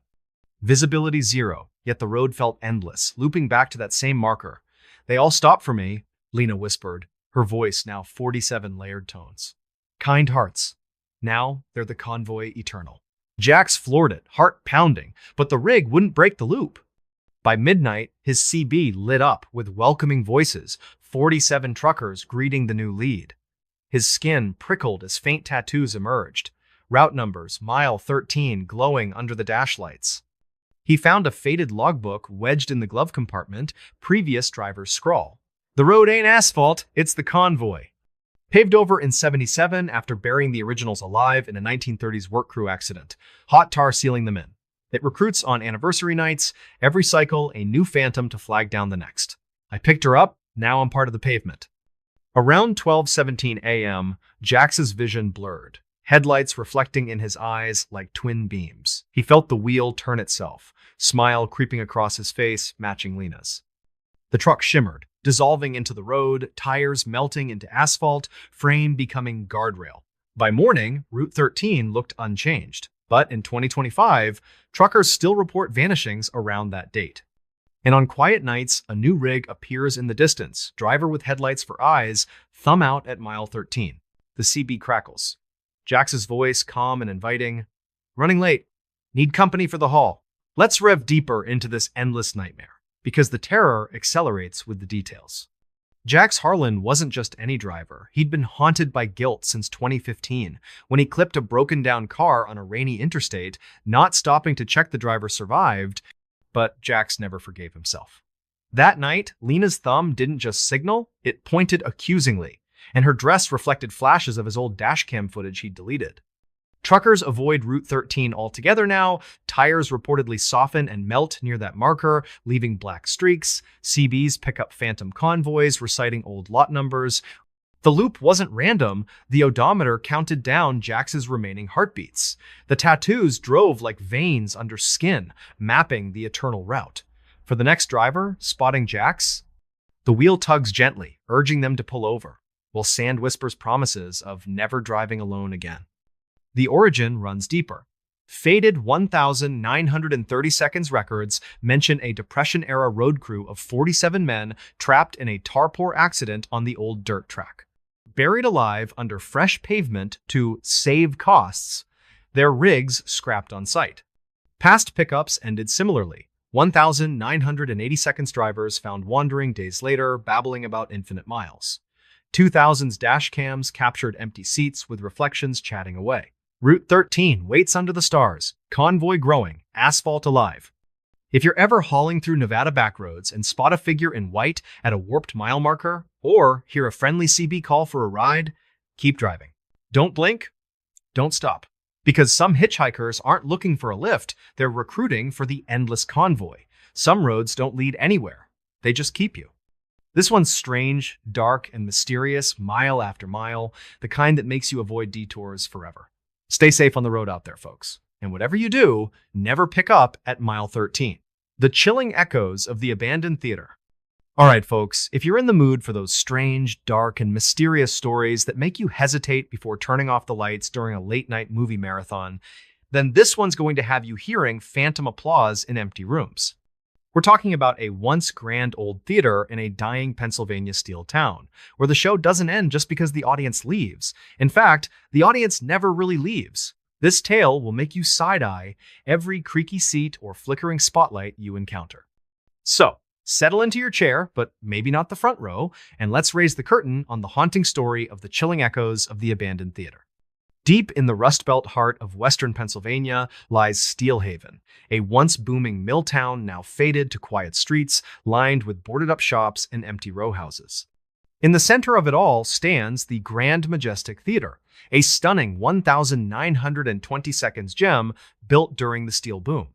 Ornate gold trim, crystal chandeliers, plush red velvet seats for hundreds, a massive proscenium stage with heavy crimson curtains and a balcony overlooking it all like judgmental eyes. Back in its prime, it hosted vaudeville acts, silent films, and big Broadway touring shows, the pride of the town, where steelworkers scrubbed off the soot for a night of glamour. But on the 5th of April, 1977, opening night for a special revival performance, the director, Victor Lang, a charismatic visionary in his 50 seconds who'd revived the theater's glory, and exactly 47 audience members vanished mid-show. The lights were on, the curtain up, programs scattered with Eternal Act printed in bold. No panic, no exits forced, just empty seats and echoing applause that witnesses outside swore lasted for minutes after. The city condemned the building, chained the doors, and let decay set in. But locals whisper that every April 5, the marquee flickers to life with phantom letters, and faint laughter or clapping leaks from the vents. Fast forward to the 5th of April, 2025, a foggy spring night, with the current date marking another anniversary cycle. Our lead is Mira Kane, a sharp 27-year-old former theater critic turned true crime podcaster known for episodes debunking or confirming haunted venues. Mira's got a personal edge. She once wrote a scathing review that tanked a production, leading to its lead actor's despair. A mysterious ticket stub arrived in her mailbox. Thick cardstock, gold lettering, row A, seat 13, the Grand Majestic Midnight Show. She saw it as the ultimate episode and brought a crew. Theo, her reliable sound tech with pro mics, Lena, a theater historian digging up old programs, and Rafe, ex-security guy for muscle and skepticism. They pried open a rusted stage door at dusk, The fog, thick outside, air inside heavy with dust, faded roses, and warm spotlights that hummed to life on their own. The auditorium was eerily pristine. 47 prime red velvet seats facing the stage, curtain twitching slightly as if breathing. At 11:47 p.m., Theo's sensitive mics captured thunderous applause, 47 pairs of hands clapping in perfect sync from nowhere. Lena's flashlight flickered out, and the old marquee outside lit up, visible through cracks. Tonight's performance. The audience. By 11:52 p.m., Rafe, testing the legend, sat in that cursed seat 13 for a laugh. The velvet arms coiled around him like living fabric, pulling him deeper. His hands rose involuntarily, clapping with unnatural force, his voice booming in 47 echoes. Encore! Bravo! He sank fully, the seat reforming plush and empty, but with a faint outline of his shape. At 11:55 p.m., Mira's notes on her script began bleeding fresh ink. Act. The critics arrive. The heavy curtain rose slowly on its own. Center stage bowed Victor Lang, skin glowing like overexposed film, eyes flaring like lens spots, makeup painted eternally perfect. Welcome to opening night, he announced, voice projecting without a mic. You've all been cast. Mira and Theo scrambled to the wings with Lena, but hallways twisted, props shifting like set pieces. By midnight, in a dusty prop room, they found Victor Lang's faded playbill tucked in a trunk. Brittle pages reading, "This isn't a building, it's the performance eternal." In 1923, during construction rush, 47 steelworkers were buried alive when the foundation trench collapsed, concrete poured over their screams to meet deadlines. Their essence soaked in, demanding endless encores. Every April 5, the show recruits. I tried to cancel the run in 1977. It gave me the lead role forever. At 12:17 a.m., Theo's headphones fused to his head, wires threading into his ears like veins. He began reciting lines from plays he'd never read, voice multiplying into layers. His body stiffened, folding into an antique standing microphone prop still broadcasting. Faint, endless applause from its grill. By 12:34 a.m., Mira was alone. Shadowy figures filled the seats below, clapping rhythmically. From the balcony echoed Lena's voice. Take your mark, critic time for your review. A spotlight pinned Mira, burning hot, forcing her on stage. At 12:47 a.m., the curtain fell with a whoosh. Mira bowed against her will, her body flattening into painted scenery backdrop, face visible in the canvas, eyes blinking slowly. The program on seats updated itself. Starring Mira Kane, Eternal Performance. Steelhaven grows quieter each year, the theater standing defiant. But every April 5, the marquee glows anew. And in 2025 cycle, just months ago, a fresh group of podcasters and historians found their own ticket stubs. The doors creaked open, the curtain rose, and from center stage, Mira's voice, poised and dramatic, called, "Ladies and gentlemen, please take your seats. The show is about to begin." Let's pull back the curtain further, because the real chills come from the echoes that never fade. Mira Kane carried heavy guilt. Her brutal review years ago hadn't just closed a show. The devastated actor took his life shortly after, a fact she buried deep. That night, the phantom applause replayed excerpts from her review, whispered critiques judging her own life. Locals had avoided the Majestic for decades, claiming muffled laughter or lines from old plays drifted from the building on windy nights, or that spotlights swept empty streets. The velvet seats didn't just swallow Rafe. They whispered his unspoken regrets in fabric rustles. Theo's mic prop didn't go silent. It amplified distant screams from the foundation, layered under applause. Deeper history. Faded mill records confirm the 1923 tragedy. 47 immigrant workers lost in a foundation accident, rushed burial to avoid shutdowns, their tools and voices sealed in concrete. Earlier, trespassers met similar spotlights. 1,980 seconds teens dared inside, emerging days later, reciting monologues endlessly. 2000s? Ghost hunters captured EVPs of personal critiques. No one spoke. The playbill wasn't ordinary paper. It felt warm, pages shifting like breathing. For those recent visitors, they don't just hear Mira, they feel the hot spotlight exposing hidden flaws, the curtain brushing like a final embrace. The Grand Majestic waits downtown, show in perpetual run, seats always available. If a gilded ticket stub appears with your name or the marquee spells out a personal title under foggy lights, don't go. Burn it. Walk away. Because some theaters don't entertain audiences, they absorb them. Some roles are forever, and some encores never end. This one's strange, dark, and mysterious, from overture to final bow, the kind that ruins movies for a while. Stay safe out there, folks. And whatever you do, never accept a front row seat after dark. The ghostly workers of the old steel foundry. All right, folks, if you're the type who loves those strange, dark, and mysterious stories that creep under your skin and make every clank of metal or distant factory whistle send a shiver down your spine, then hold on tight. This one's going to burn like molten steel in your nightmares. We're diving into the decaying guts of an old Rust Belt town in Ohio, where the air still reeks of sulfur and sweat, and an abandoned foundry doesn't just rust away. It hungers for more hands on the line. This tale will have you questioning every abandoned industrial site you drive past, wondering if the echoes of hammers are really just the wind. So, crank up the heat, lock your doors, and let's forge ahead into the blistering horror of the ghostly workers of the old steel foundry. Deep in the forgotten corners of northeastern Ohio lies Iron Ridge, a once thriving steel town now crumbling under the weight of closed mills and empty lots. Think rusted chain-link fences sagging like defeated spines, weeds cracking through concrete, and the constant hum of distant trains carrying away what's left of the jobs. Looming over it all is Hale & Sons Foundry, a massive brick and iron monster from the late 1800s. Towering smokestacks like blackened fingers clawing at the sky, cavernous poor floors scarred by decades of molten hellfire, and a central crucible big enough to swallow a semi-truck. In its heyday, this beast employed hundreds, forging steel beams that built America's skyline, with workers enduring blistering heat that could melt flesh in seconds if you weren't careful. But on a sweltering night in May 1977, during a grueling midnight shift pushing for a production record, the foreman, Silas Kane, a grizzled veteran with burn scars like war medals, and all 47 workers on the floor disappeared. Alarms blared, but when rescuers arrived, the crucible was still bubbling with liquid steel, glowing orange at over 2,800 degrees Fahrenheit. With no fuel lines connected, no power running, molds sat empty, tools scattered as if dropped mid-swing, and the air hung heavy with a metallic tang like fresh blood. No bodies, no screams reported, just gone, like the foundry had swallowed them whole. The city condemned the site, dynamited the offices to prevent trespassers, and tried to erase it from memory. But locals know better.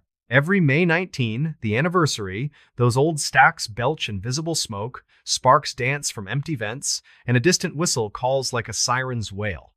Now, shift to the 19th of May 2025, a humid, oppressive night where the air clings like molten slag. Enter Rhea Holt, a tough 1-year-old welder who'd traded her torch for urban exploration videos after a shop accident left her scarred and seeking thrills in the ruins. Rhea's channel, Ghosts of Industry, blew up with footage from derelict factories, but this tip was different. An old pay stub slipped into her locker at her day job, yellowed paper with faded ink reading overtime shift midnight.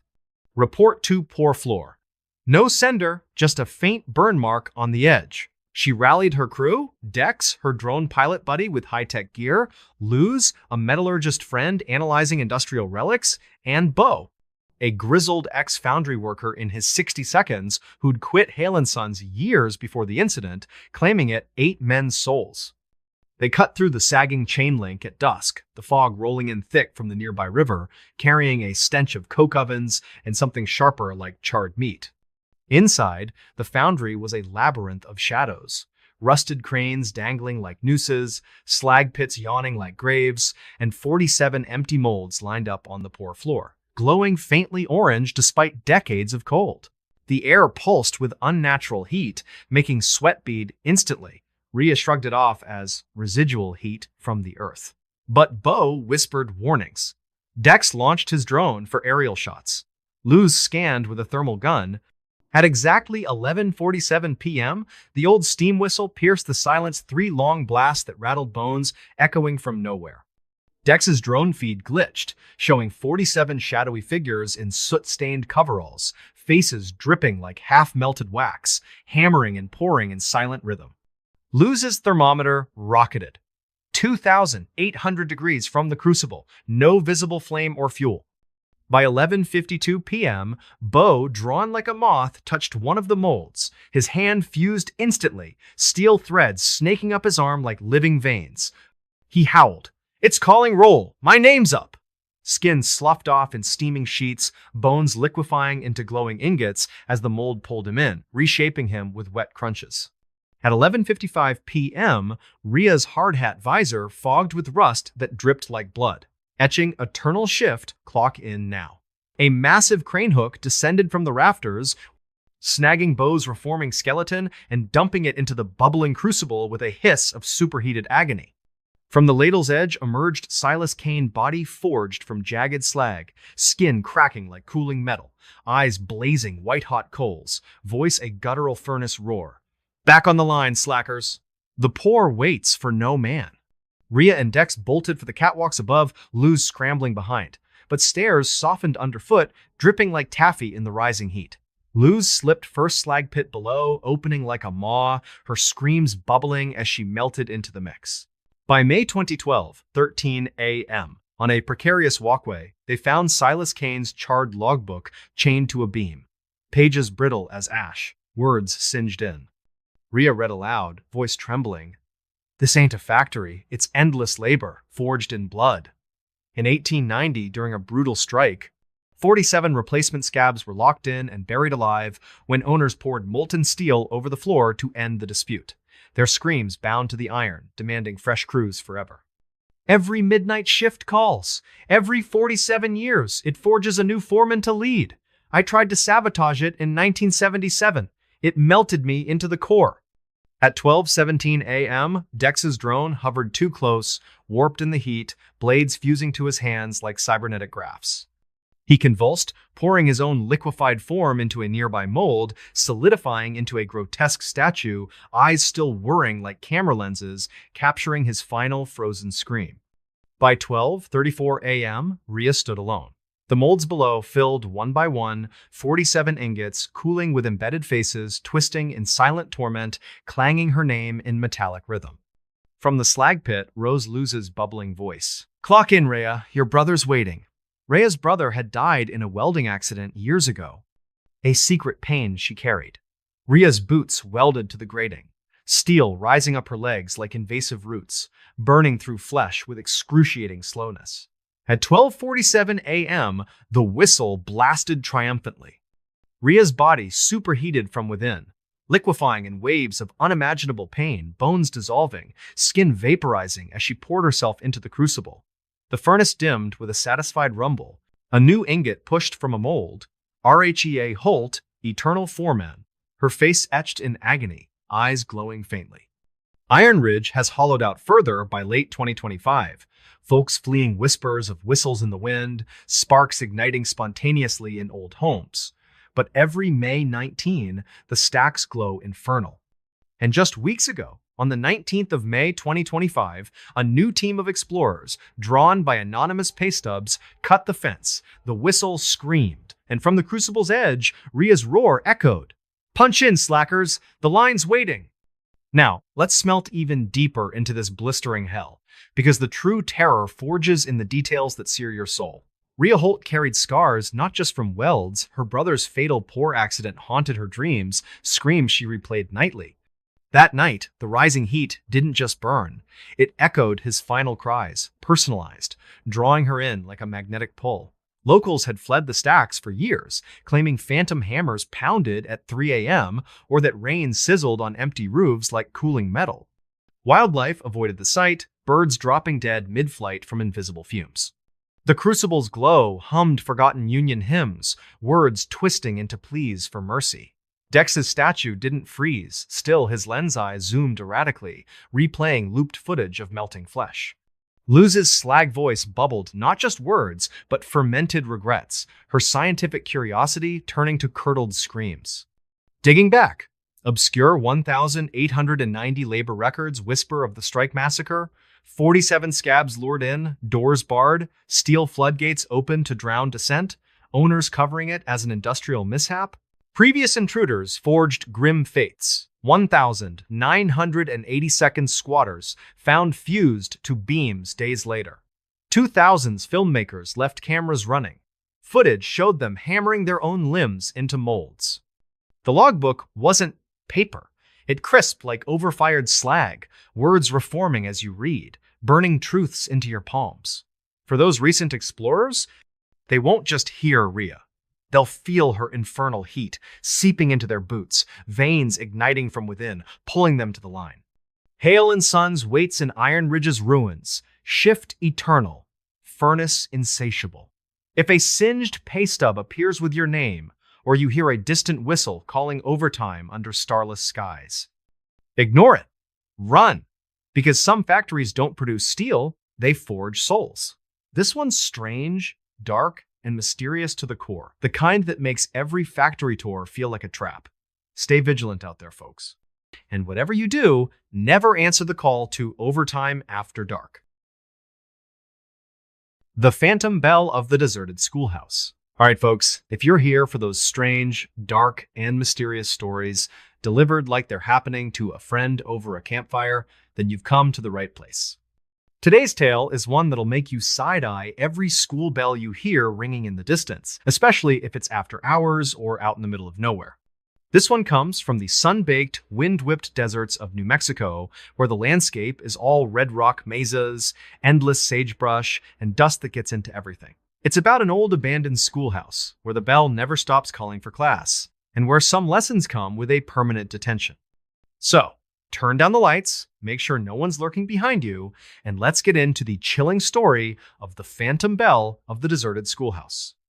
Imagine a tiny, forgotten town called Dust Hollow, New Mexico, population barely scraping 200 these days, mostly ranchers and folks who like their privacy. Out on the edge of town, about a mile down a rutted dirt road that disappears into the sage, sits the Red Mesa Schoolhouse. It's a classic one-room adobe building from the early 1900s. Thick mud walls baked hard by the sun, a flat roof, small windows with wooden shutters, and a little bell tower on top. Back in its day, it served the scattered families in the area, kids from ranch hands, Navajo and Apache descendants, and settlers, all crammed into those 47 little wooden desks. But something catastrophic happened on the 5th of August, 1977, the unofficial first day of school season in that part of the state. A massive haboob, a wall of dust kicked up by sudden winds, rolled in off the desert like a biblical plague. Visibility dropped to zero. Temperatures plummeted, and the sand blasted everything like a million tiny razors.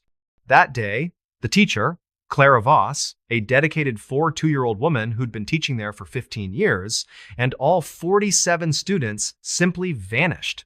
Search parties combed the area for days.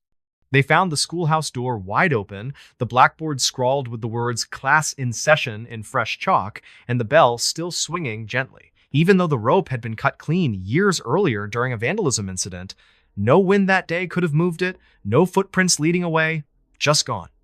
The county investigated, called it a tragic accident, maybe the storm disoriented everyone and they wandered off, but no bodies were ever found. They boarded up the windows, padlocked the door, and condemned the place. Locals, though, they knew better. Every August 5 since then, no matter the weather, that bell tolls at night.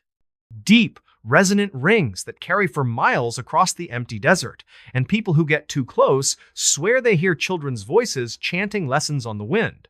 Fast forward to the 5th of August 2024, exactly 47 years later, our main character is Tessa Ruiz, a 7-year-old history teacher from Albuquerque. Tessa's got that young, enthusiastic vibe. She runs a popular YouTube channel doing back-to-school vlogs, exploring old schools, sharing fun history facts, and occasionally debunking urban legends. She'd heard about Red Mesa online, Reddit threads, TikToks, local podcasts, calling it one of New Mexico's most haunted spots. Tessa figured it was perfect content. Let's prove it's just wind and echoes. She assembled a small crew: Diego, her 9-year-old cameraman and best friend since college; Maya, a 5-year-old researcher who digs up old records like a pro; and Lupe, A local guide in her 50 seconds from Dust Hollow, who knew the back roads and reluctantly agreed to show them the way, though she warned them repeatedly not to go and see. They arrived at dusk, the sun dipping behind the mesas in a blood-orange glow, kicking up little dust devils across the plains. The schoolhouse looked exactly like the old photos. Weathered adobe crumbling at the edges, tumbleweeds piled against the walls, and that bell tower looming silently. They pried off the rotten boards over the door, easy enough after decades of neglect, and stepped inside. The air hit them like a wall, thick with the smell of dry chalk, old paper, and desert sage. But here's what stopped them cold. The classroom was pristine. Not trashed like you'd expect from an abandoned building. 47 small wooden desks in perfect rows, each with a name carved into the top from decades ago. Pencils sharpened and lined up. Books open to the same page. The big blackboard at the front wiped clean except for faint smudges.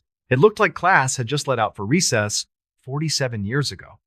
Tessa laughed it off at first. Okay, this is creepy, but probably some pranksters keeping it up for the legend. Diego set up his camera on a tripod, lights flooding the room. Maya started photographing details. Lupe hung back by the door, muttering prayers in Spanish. Then, at exactly 11:47 p.m., the bell tolled. One single, deep ring that vibrated through the floorboards, into their teeth, into their bones, no wind outside, no one near the rope, which was still missing anyway. The desks started scraping across the floor on their own, chairs swiveling to face the group. Diego's camera feed glitched hard, static, then suddenly showing the room filled with children.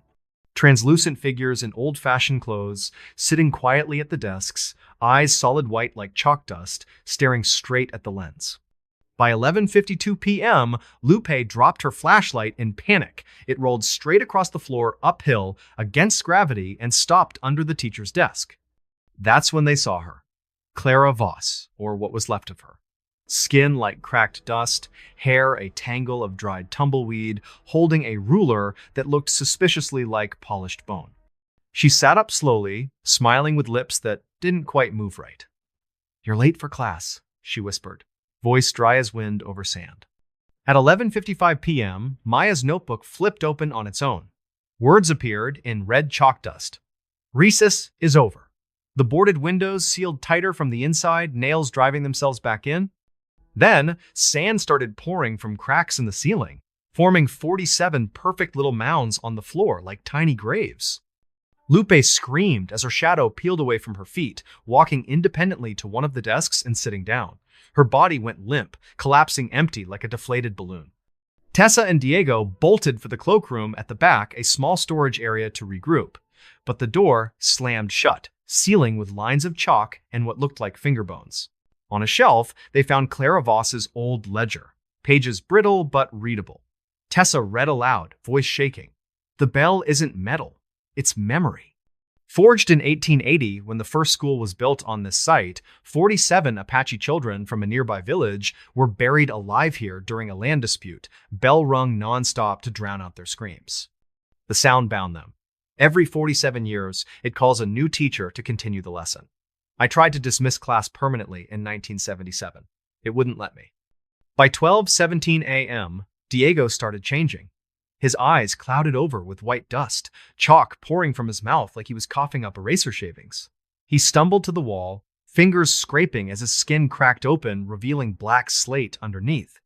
He wrote in huge letters, "Detention forever." Then he sat at a child's desk, picking up a pencil that moved on its own. "I will not leave. I will not leave." At 12:34 a.m., Tessa was alone. The bell tolled 47 times, each ring a layered child's scream. The translucent students stood in unison, chanting in eerie harmony. "Ring the bell, Teacher Tessa. Ring the bell." A new rope grew from the floor in front of her, thick bronze veins pulsing like arteries. Against her will, her hand reached out, gripped it, and pulled. The final ring wasn't a bell sound. It was pure screams, 47 young voices echoing forever. Tessa's body folded unnaturally into the teacher's chair, her skin hardening into adobe clay, eyes turning to chalk white. Come 2025, Dust Hollow is quieter than ever, folks moving away, saying the desert is reclaiming the town, but every August 5, the bell tolls. And on the 5th of August 2025, at 11:47 p.m., a new group of vloggers pulls up in their Jeep cameras, ready to debunk the myth. The door creaks open on its own. The blackboard scratches fresh words, "Welcome to class." And from the teacher's desk, Tessa's voice, calm, authoritative, calls out, "Take your seats, children. We have so much to learn." Now, let's dive even deeper, because the real dread is in the details that stick with you long after. Tessa Ruiz wasn't just some random content creator. Years earlier, as a student teacher, she'd failed a troubled kid on a critical assignment. He spiraled, dropped out, and later took his own life. Tessa carried that guilt like a weight. That night, as the bell remembered everything, the children's ghostly hands wrote her old gradebook entries on the walls in blood-red chalk, highlighting every F she'd ever given. Locals had always avoided Red Mesa. They claimed pencils left outside would roll uphill toward the schoolhouse at night. Compasses spun wildly. Ranchers lost livestock that wandered too close, found later as piles of clean bones arranged like desks. Lupe's shadow didn't just detach. As it sat, it pulled memories from her, grading her life's mistakes and dripping red ink across the floor. Diego's transformation wasn't quick. His skin erased parts of him layer by layer, like a chalkboard being wiped clean of his identity. The sand graves? They weren't random. Each mound had a tiny nameplate matching the carved desks. And for those new vloggers in 2025, they don't just hear Tessa's voice, they feel the sharp rap of her bone ruler on their knuckles, even through the camera feed. To understand the true origin, you have to go back to 1880. Historical records that Maya had dug up before things went south confirm a dark incident. During tensions over land, a group of Apache children sheltering in a temporary school structure were buried in a collapsed wall, accident or worse, and the settlers rang the new bell for hours to cover the cries while handling the situation. The bell was cast from bronze mixed with something unspeakable, binding the trauma into its very metal. Previous visitors met grim ends too. In the 1,980 seconds, a group of teens partied there, only one stumbled out babbling about eternal homework. In the 2000s, paranormal investigators left equipment running overnight. The audio captured lessons in a language no one recognized, ending with modern names being called for roll. The phantom bell of Red Mesa waits patiently, class in perpetual session. If you're ever driving through the New Mexico desert on the first day of school season and hear a deep toll carried on the wind or children reciting multiplication tables from nowhere, don't stop. Don't investigate. Floor it and get out of there. Because some schools never close, some teachers never retire, and some students never graduate. This one's strange, dark, and mysterious in the worst way. The kind that makes you wonder what's really echoing in those empty buildings we drive past. If it gave you the chills, you know what to do. Stay safe out there, folks. And whatever you do, don't answer the bell. The screams from the old lighthouse on Cliff's Edge. All right, folks, if you're a fan of strange, dark, and mysterious stories told in the format of a true story, then buckle up, because this one is going to hit you like a rogue wave in the dead of night. You know me. I'm all about those tales that make you question what's real and what's lurking just beyond the fog. And trust me, this story from the rugged coast of Maine is one that'll have you second-guessing every lighthouse beam you see slicing through the darkness.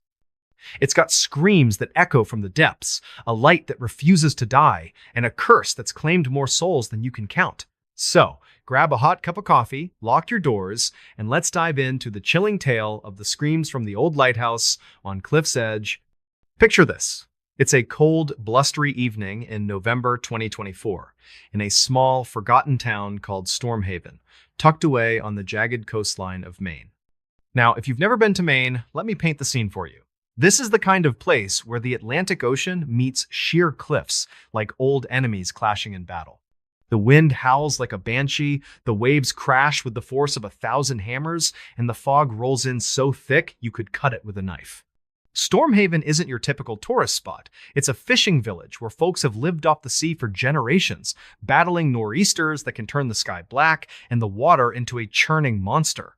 And right on the edge of town, perched precariously on a 200-foot cliff that drops straight down into the icy abyss, stands Cliff's Edge Lighthouse. This lighthouse isn't just any old beacon. Built back in 1904 from solid granite blocks hauled up by hand, it was meant to guide ships through treacherous waters dotted with hidden rocks and deadly currents. For decades, it did its job faithfully, its powerful lamp sweeping the horizon every few seconds, warning sailors to steer clear. But in 1977, something went horribly wrong. It was during one of the worst storm surges in Maine history. A massive wall of water driven by hurricane-force winds that slammed into the coast like a freight train. The keeper at the time was a man named Elias Thorne, a grizzled veteran of the sea who'd manned that tower for over 30 years. Elias was known around town as a no-nonsense guy, always chain-smoking his pipe and staring out at the ocean like he could see secrets in the waves. That fateful night, Elias was up in the lamp room, tending to the light as the storm raged. Meanwhile, out at sea, a fleet of 47 fishermen, local guys from Stormhaven, fathers and sons trying to haul in one last catch before the weather turned deadly, got caught in the surge. Their boats were tossed like toys, radios crackling with desperate maydays. The Coast Guard later pieced together what happened from the wreckage. The fishermen radioed for help, saying the lighthouse beam was acting strange, pulsing red instead of its usual white, and seeming to, well, call to them. Elias Thorne responded on the radio, his voice calm but urgent. "Steer clear, boys. The light's got a mind of its own tonight." But then, silence. The next morning, when rescuers finally made it to the lighthouse, Elias was gone, vanished without a trace. And those 47 fishermen? Their boats washed up empty, life jackets still strapped in place, as if they'd just stepped off into the water. The weirdest part? The lighthouse lamp was still spinning, its beam cutting through the lingering fog like nothing had happened. But here's the kicker. The power had been knocked out for miles around. No electricity, no generator running, yet that light burned bright. The Coast Guard investigated, chalked it up to some freak electrical anomaly, and decommissioned the place. They sealed the doors, boarded up the windows, and left it to rot. But the locals knew better. They whispered that on stormy nights, the light would flicker back to life on its own, sweeping the sea with that eerie red glow. And with it came the screams, faint at first, like echoes from a dream, but growing louder, more desperate, as if the ocean itself was crying out in pain. Fast forward to the 7th of November 2024, exactly 47 years after that tragic night. Enter our main character, Mara Quinn. Mara was a 3-4-year-old marine biologist from Boston, sharp as a tack and tough as nails. She dedicated her life to studying the mysteries of the deep, particularly bioluminescent plankton, those tiny ocean critters that glow in the dark like underwater fireflies. Mara wasn't in Stormhaven for the ghost stories. She was there on a legitimate research trip. Reports had been coming in from local fishermen about strange glowing tides near Cliff's Edge, red luminescence in the water that didn't match any known plankton species. Mara figured it could be a breakthrough, maybe a new discovery that could explain some of the ocean's weirder phenomena.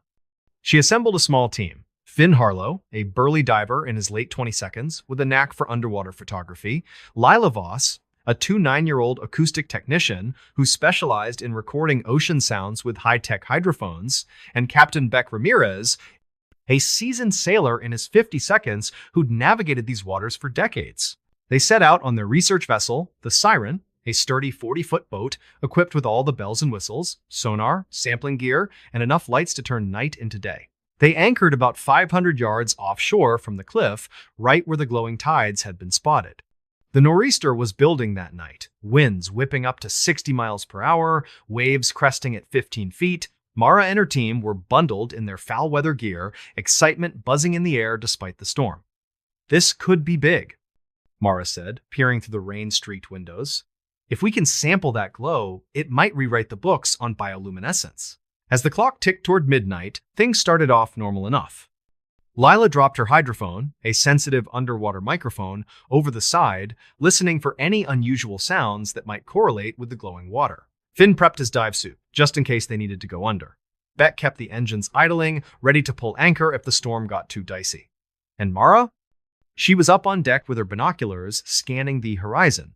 That's when the lighthouse beam swept over them for the first time. It wasn't the cold, mechanical white light you'd expect from an old, abandoned tower. No, this was a deep, pulsing red, warm like blood under your skin. It lingered on the siren longer than it should have, making the glass windows heat up and the metal hull groan like it was alive. At 11:47 p.m., Lila's hydrophone picked up something that made everyone's blood run cold. At first, it was just static, the usual roar of waves and wind. But then, cutting through it all, came the screams. Not animal cries or wind howls, these were human voices, layered and overlapping, like a chorus from hell. Lila counted them later from the recordings. Exactly 47 distinct screams, wailing in agony, circling the boat from below. What the hell is that? Finn muttered, his face pale under the deck lights. Mara grabbed the headphones, listening intently. The screams weren't just noise, they formed words, faint but unmistakable. Come home, come home. Panic started to set in. The lighthouse beam locked onto the siren, intensifying until the air shimmered with heat. Finn's flashlight flickered and died in his hand, even though the batteries were fresh. Below the boat, the water began to glow that same sinister red, bubbling like it was boiling from the inside. Beck revved the engines, yelling, "We're getting out of here!" But before he could throw the throttle, the door to the lighthouse, way up on the cliff 200 feet above them with no visible stairs or path, creaked open on its own. A figure appeared in the doorway, silhouetted against the red light. It was dressed in an old keeper's coat, the kind from a century ago, with a wide-brimmed hat casting shadows over its face. Mara raised her binoculars, zooming in. What she saw made her drop them in horror. The figure was Elias Thorne, or at least what was left of him. His face looked melted, like wax left too close to a flame, with eyes that weren't human anymore but glassy lenses reflecting the beam. His mouth stretched wide, unnaturally so, like the bell of a foghorn. He raised one arm, pointing directly at the siren, and the beam surged brighter. That's when the engine exploded in a shower of sparks and flames. The boat lurched, taking on water fast. Chaos erupted. At 11:55 p.m., as they scrambled for life jackets, Beck was yanked overboard. It wasn't a wave that got him. It was hands. Hands made of water, fingers curling like foam, grabbing his ankles and pulling him under. His scream pierced the night, sharp and terrified, before it cut off abruptly. But it didn't end there. On Lila's hydrophone, his voice joined the chorus, echoing back, "Come home, come home." Now there were 48 screams. Mara, Finn, and Lila had no choice. The siren was sinking, flames licking the deck. They jumped into the freezing water, swimming desperately toward the cliff base. The waves battered them, but somehow they made it to the rocks. Gasping and shivering, they looked up, and there it was, a staircase spiraling up the sheer cliff face. It hadn't been there before. Locals swore the cliff was unclimbable. But now, steps carved from what looked like bleached bone gleamed in the red light, twisting upward like a spine. "We have to climb," Mara said through chattering teeth. "It's our only shot." They started up, the stairs slick and cold under their hands. Each step seemed to pulse faintly, like a heartbeat, and the air grew warmer the higher they went, carrying a stench of salt mixed with something metallic.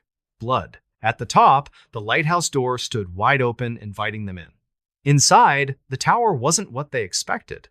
Instead of stairs leading up to the lamp room, a spiral staircase descended downward, burrowing into the cliff itself. The walls dripped with condensation, and faint screams echoed from below. By 12:17 a.m., they'd reached the bottom. What they found defied logic. An upside-down lamp room buried deep in a cavern filled with seawater. The massive lens, the heart of the lighthouse, shot its beam downward into the depths, illuminating a horrifying sight. Floating in the water were 47 bodies, perfectly preserved as if time had frozen them. Fishermen in oilskins, their eyes wide open, mouths twisted in silent screams. And standing on the lens itself, fused to it like he'd grown from the glass, was Elias Thorne. He spun slowly with the beam, his melted face grinning. "The light needs eyes," he whispered, his voice carrying over the water like a foghorn. "The sea needs voices." Finn was the first to crack. His eyes clouded over, turning milky white, and salt water began pouring from his ears like tears. He stepped forward into the beam, his skin bubbling and dissolving, bones glowing from within as he melted into light. Shadows danced on the cavern walls, not random patterns, but silhouettes of sinking ships, masts breaking, men overboard. Lila screamed, clutching her hydrophone, but the device melted in her grip, its wires snaking up her arm, burrowing into her veins like living things. She opened her mouth, and out came not her voice, but 47 others, singing a twisted lullaby, the same one her mother had sung to her as a child, now distorted and drowned. Mara was alone now, at 12:47 a.m. The bone stairs behind her crumbled, collapsing into dust, and she fell, plunging into the cavern's water. It wasn't cold like the ocean. It was warm, almost welcoming, and full of eyes. Thousands of tiny, glowing eyes staring back at her. Elias extended a hand from the lens, his fingers elongated like tentacles. "Join the beacon?" he said. "Guide them home." Mara's lungs burned as she gasped for air, but instead of water, light filled them. Red, pulsing, eternal. That was the end for Mara and her team. But the story doesn't stop there. By 2025, Stormhaven had become a ghost town. Folks packed up and left, whispering about the red light that still burns every storm, sweeping the sea like a predator's gaze. On November 7th of that year, exactly 1 year later, a new group of researchers anchored offshore, drawn by the same glowing tides. At 11:47 p.m., the beam swept over their boat, and from the water below, a new voice joined the screams. Mara's, clear as day, calling out, "Come home! Come home!" Now, let's dive a little deeper into this nightmare, because like all good, strange, dark, and mysterious tales, the details are what make your skin crawl. Mara Quinn wasn't just any marine biologist. She'd grown up in a coastal town not far from Stormhaven, and her father, a fisherman himself, had been lost to a riptide when she was just a kid. His last words, radioed back to shore, were, "The light's calling me home." Mara had dismissed it as delirium, but that night on the Siren, when the beam warmed the glass, she swore she heard her father's voice in the screams. It wasn't just sound vibrating through the air. It was in her bones, shaking her from the inside out like the ocean was whispering secrets only she could hear. Locals in Stormhaven had avoided Cliff's Edge for years. Compasses spun wildly near the tower, pointing not north, but straight down into the cliff. Fishermen reported their nets coming up empty except for bones, human bones, polished smooth by the currents. And those bone stairs? They didn't just appear out of nowhere. Witnesses from afar claimed they grew, vertebrae by vertebrae, clicking into place like a skeleton assembling itself. When Finn stepped into the beam, his dissolving skin didn't just glow, it cast shadows that replayed the 1977 storm surge frame by frame like a ghostly movie projected on the cavern walls. Lila's hydrophone didn't melt randomly. As the wires burrowed into her, they played not just screams, but her own childhood lullaby, "Rock-a-bye, baby," on the treetop, twisted into something monstrous with waves crashing in the background. The cavern water wasn't mere liquid. It watched you, eyes blinking in the glow, following your every move. And for those new researchers in 2025, they didn't just hear Mara's voice. They felt her breath in the fog, cold and insistent, wrapping around their necks like invisible hands. The light at Cliff's Edge waits patiently, its beam eternal, unblinking. If you're ever out on the Maine coast and hear a foghorn that sounds too much like a scream, or see a red glow cutting through the mist, turn back.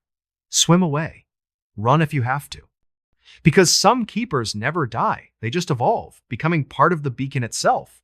And some lighthouses aren't there to save ships. They're there to sink them, one soul at a time. This story, folks, is a reminder that the sea holds more mysteries than we can ever uncover. It's strange, it's dark, and it's mysterious as hell. If it gave you chills, hit that like button, subscribe for more tales like this, and remember, always respect the ocean, because sometimes the truth out there is scarier than any fiction. Stay safe out there. Word count, approximately 2,500. Character count, 14,200. Wait, hold on, I need to expand more to hit 20,000 characters. Let's add deeper backstory and more atmospheric details. To really understand the dread of Cliff's Edge, we have to go back even further. The lighthouse wasn't built on virgin land. In the late 1800s, before the tower went up, that cliff was a sacred site for the local Passamaquoddy tribe. They called it the Mouth of the Deep, a place where the veil between the living world and the spirit realm was thin. Legends spoke of a sea spirit, a guardian of lost souls, that demanded tributes from those who dared the waters. Fishermen would leave offerings, carved bones, shells, even drops of blood, to appease it. But when the government built the lighthouse in 1904, they dynamited the sacred rocks, disturbing whatever slumbered below. Elias Thorne, the first keeper after the incident, wrote in his log about strange occurrences from day one. Whispers in the wind, shadows moving against the light, and dreams of drowning men calling his name. By the 1,970 seconds, Elias had become obsessed.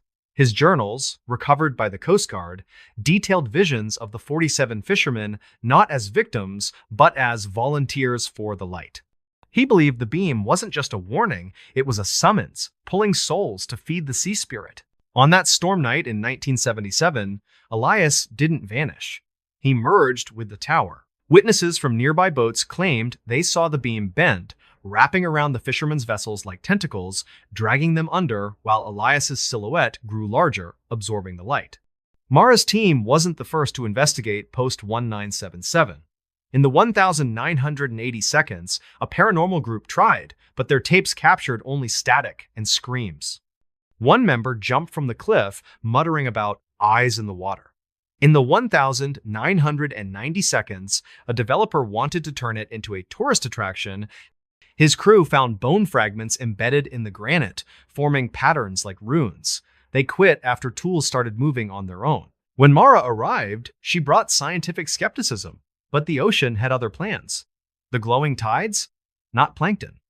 Analysis from her samples before everything went south showed traces of human DNA mixed with luminescent compounds unknown to science, as if the sea was bleeding light from the dead. The hydrophone recordings? Experts who listened later reported nightmares for weeks, hearing their own loved ones' voices woven in. Finn's backstory adds another layer. He was a former Navy SEAL, haunted by a dive gone wrong where he lost his partner to a cave collapse. That night, as his skin dissolved, the shadows on the wall showed not just old ships, but his partner's face, beckoning him deeper. Lila, an orphan raised by the sea, felt the wires as a twisted homecoming, her lullaby, a siren song pulling her back. And Mara? Her fall into the cavern was no accident. As the light filled her lungs, she saw visions. Her father, Elias, the 47, all part of a chain guiding the lost. Now, in 2025, Stormhaven's abandonment